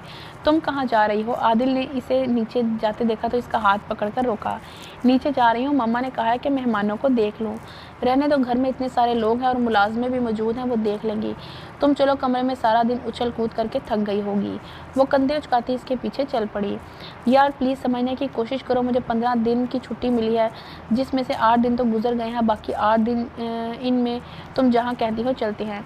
नहीं, मुझे कम से कम 15-20 दिन के लिए जाना है। इमसाल ने सुबह से रट्टा हुआ जुमला दोहराया। इसकी एक ही जिद थी कि वो 15-20 दिन के लिए हनीमून पर जाएगी, मगर आदिल को छुट्टियों का मसला आ रहा था। वो सुबह से इसके पीछे पीछे था, मगर इसका एक ही जवाब था कि नहीं। एक हफ्ता तो आने जाने में ही लग जाएगा। अभी भी वो लाउंज में बैठे इसी बहस में मसरूफ़ थे। क्यों ना हम सब इकट्ठा चलते हैं, बहुत मज़ा आएगा। इमसाल ने पुरजोश होते कहा। नहीं, तुम्हारे साथ हरगिज़ नहीं, बिल्कुल नहीं। बैक वक्त अमान, दरियाब और सदाम की आवाज़ आई तो इमसाल का मुंह खुला। टाइमिंग चेक करो ज़रा इनकी, अदीद ने हंसते हुए कहा। नहीं तो ना सही, मैं तो आप लोगों के लिए कह रही थी, आप सबको कंपनी मिल जाएगी। नहीं चाहिए ऐसी कंपनी, हम बाज आए तुम्हारे साथ कहीं जाकर, वहाँ से हमें बैन नहीं होना। सदाम ने नफ़ी में सर हिलाया। तुम छोड़ो इन्हें, मेरी बात सुनो ना। आदिल ने इसे अपनी तरफ मुतवज्जा किया। इसकी हालत देखते हुए सबने मुस्कुराहट दबाई। मैं कुछ नहीं सुनूंगी, एक सेकंड, तुम्हें छुट्टी का मसला है ना? एक ख्याल के तहत इमसाल ने आंखें चमकी। सुबह से वही तो कह रहा हूँ। आदिल ने बेचारगी सी सूरत बनाई। इसे लगा शायद वो इसकी बात को समझ गई है। माई गॉड, ये ख्याल मुझे पहले क्यों नहीं आया? इमसाल ने मोबाइल पर पासवर्ड लगाते हुए एक नंबर डायल करके फ़ोन स्पीकर पर डाला। हेलो, अस्सलाम वालेकुम अंकल, मैं बात कर रही हूँ। वालेकुम अस्सलाम, कैसी हो बेटे? दूसरी तरफ से डीआईजी की आवाज़ पर आदिल उछला। मैं ठीक हूँ अंकल, आप कैसे हैं? मुझे आपसे एक काम था। मैं भी ठीक हूँ, तुम्हारी कॉल आते ही देखकर मैं समझ गया था कि इमसाल शाह को लाजमी कोई काम होगा, वरना वो कहाँ हम गरीबों को याद करती है। इन्होंने शिकवा किया। अंकल आप तो ये बात ना करें, मैंने आपको अपनी शादी पर इन्वाइट किया था, मगर आप नहीं आए कि कहीं सलामी ना देनी पड़ जाए। वैसे तो बड़े बाबा को अपना बेस्ट बडी कहते हैं, मगर इनके बच्चों की शादी में नहीं आए। देखना मैं कैसे इन्हें भड़काऊंगी आपके खिलाफ। इमसाल की बातें सुनकर इन्होंने कह लगाया। डीआईजी आफ्ताब मुगल जैसा रोब और दबदबे वाला बंदा, ये अंदाज देखकर आदिल को खासी हैरानी हुई। चलो बेटा, मेरी बेटी को क्या काम है? एक बंदा मुअत्तल करवाना है। क्यों भाई, किसकी शामत आई है? नाम तो बताओ ज़रा, मैं भी तो सुनूं। किसने मेरे बेटे शेर बेटे से उलझने की हिम्मत की? एसपी आदिल उमर शाह। इमसाल आदिल की तरफ देखते हुए आंख दबाई। इसने बेयकीनी से इसकी तरफ देखा। इसकी हालत पर सबका कहका लगाने को जी चाह रहा था। तुम्हारी शादी इसी से हुई है ना? गालमन कार्ड पर यही नाम लिखा था। तो फिर? थोड़ी देर की खामोशी के बाद इन्होंने पूछा। हाँ, मैंने इनसे कहा कि मुझे घूमने जाना है, जो अब मैं मसरूफ़ कहते हैं। छुट्टी नहीं मिली तो मैंने सोचा 1 महीने के लिए छुट्टी करवा देती हूँ। कोई हल्का सा केस बनाकर मुअत्तिल कर दीजिए। तो बेटा छुट्टी ले लो। सुनो, छुट्टी लेनी है या मुअत्तिल होना है? इमसाल ने आदिल के सामने ऑप्शन रखे, गोया सूट का कलर पूछ रही हो। यार छुट्टी ही ले लो, मुअत्तिल करवा के मेरा बेदाग रिकॉर्ड ज़रूर ख़राब करना है। ठीक है अंकल, 1 महीने की छुट्टी डन करें। ओके बेटा, अल्लाह हाफिज़। अब ठीक है, मैं जाकर पैकिंग करती हूँ। फ़ोन बंद करती वो आदिल को हक्का बक्का छोड़े ये जा वो जा हुई। लाउंज में एकदम सबका कहा गुंजा। इसके पीछे अदीद भी उठकर चला गया। यार तुम इमसाल को समझाओ ना, काम का बर्डन बहुत बढ़ जाएगा। मेरी तो सुन नहीं रही। कोई नहीं, पसंद की शादी में बंदा इतना जलील तो हो ही जाता है। शहरयार ने बेनियाजी से कहा तो इसने आंखें फाड़ी। क्या मतलब? आदिल हकलाया। तुम्हें क्या लगता है तुम मेरी बहन को छुप छुप कर देखोगे, कभी खिड़की से तो कभी बालकनी से इसकी पिक्चर्स लोगे, फिर दादों से जाकर अपनी और इमसाल की शादी की बात करोगे और मुझे पता नहीं चलेगा। शहरयार के इंकशाफ पर वो शशतर रह गया। वहीं वो तीनों भी हैरान हुए। तुम्हें कैसे पता? आदिल ने मरे मरे अंदाज में कहा। बहन है वो मेरी, इसकी सांसों तक की खबर रखता हूँ। इस दिन जब मुझे फुटबॉल खेल रही थी तो मैंने तुम्हें खिड़की में खड़े देख लिया था, और फिर जब वो मेरे पास स्टडी में बैठी थी तो इसकी पिक्चर्स लेते हुए भी देखा था। और सच कहूँ तो इस दिन तो तुम्हारी हिम्मत की दाद देने को जी चाहा था कि लड़की का भाई पास बैठा और तुम धड़ल्ले से ना सिर्फ से घूर रहे हो बल्कि तस्वीरें भी ले रहे हो, क्योंकि मैं तुम्हें एक अरसे से जानता था कि तुम्हारी नीयत गलत नहीं हो सकती। इसलिए जब दादों ने तुम्हारे रिश्ते की बात की तो मैंने हाँ कर दी। एक तो इस तरह इमसाल हमेशा मेरी आंखों के सामने रहती, और दूसरा तुमने इसकी नेचर को जानकर इसकी तरफ हाथ बढ़ाया था। मुझे उम्मीद थी कि तुम इसे खुश रखोगे। तौबा है तुम बहन भाइयों से, तुम लोगों को तो CIA में होना चाहिए। आदिल ने सर झटका। शहरयार की कॉल आ गई तो वो उठकर बाहर निकल गया। अच्छा, मेरा तो सोल्यूशन निकालो ना। ऑलरेडी 15 छुट्टियां हो चुकी हैं, मैं अभी नहीं जाना चाहता। तुम क्यों हमेशा हमेशा के लिए नौकरी से हाथ धोना चाहती हो? इस बार तुम मुअत्तिल होते होते बचे। अगली बार सीधा रेजिग्नेशन लेटर लाकर तुम्हारे हाथ पर देगी। ईमान ने हंसते हुए इसे छेड़ा। चलो कोई नहीं, बाद में घर बैठकर आराम से ज़न-मुरीदी कर लेगा। दरियाब ने सदाम के हाथ पर हाथ मारा। वैसे तुम्हारा मसला 2 लोग हल कर सकते हैं, इनके पास हर मसले का हल होता है। सदाम संजीदा हुआ। कौन? आदिल बेख्तियार सीधा होकर बैठा। इमसाल और बाजिल। शर्म तो नहीं आती किसी गरीब का मजाक उड़ाते हुए? आदिल ने दांत किचकिचाए। आदि यहाँ आओ, बात सुनो। इमसाल ने सीढ़ियों पर खड़े होकर कहा तो वो इन्हें घूरता हुआ उठ गया। पीछे से आती इनकी हंसी की आवाज़ों पर सर झुकाते हुए खुद भी हंसा। फ्रेंड्स, हमारा ये नावल कंप्लीट हो गया है। मुझे उम्मीद है आप सबको ये नावल बहुत पसंद आया होगा। तो आप मुझे कमेंट्स करके ज़रूर बताइएगा कि हम नेक्स्ट नावल कौन सा पढ़ें। Thank you so much.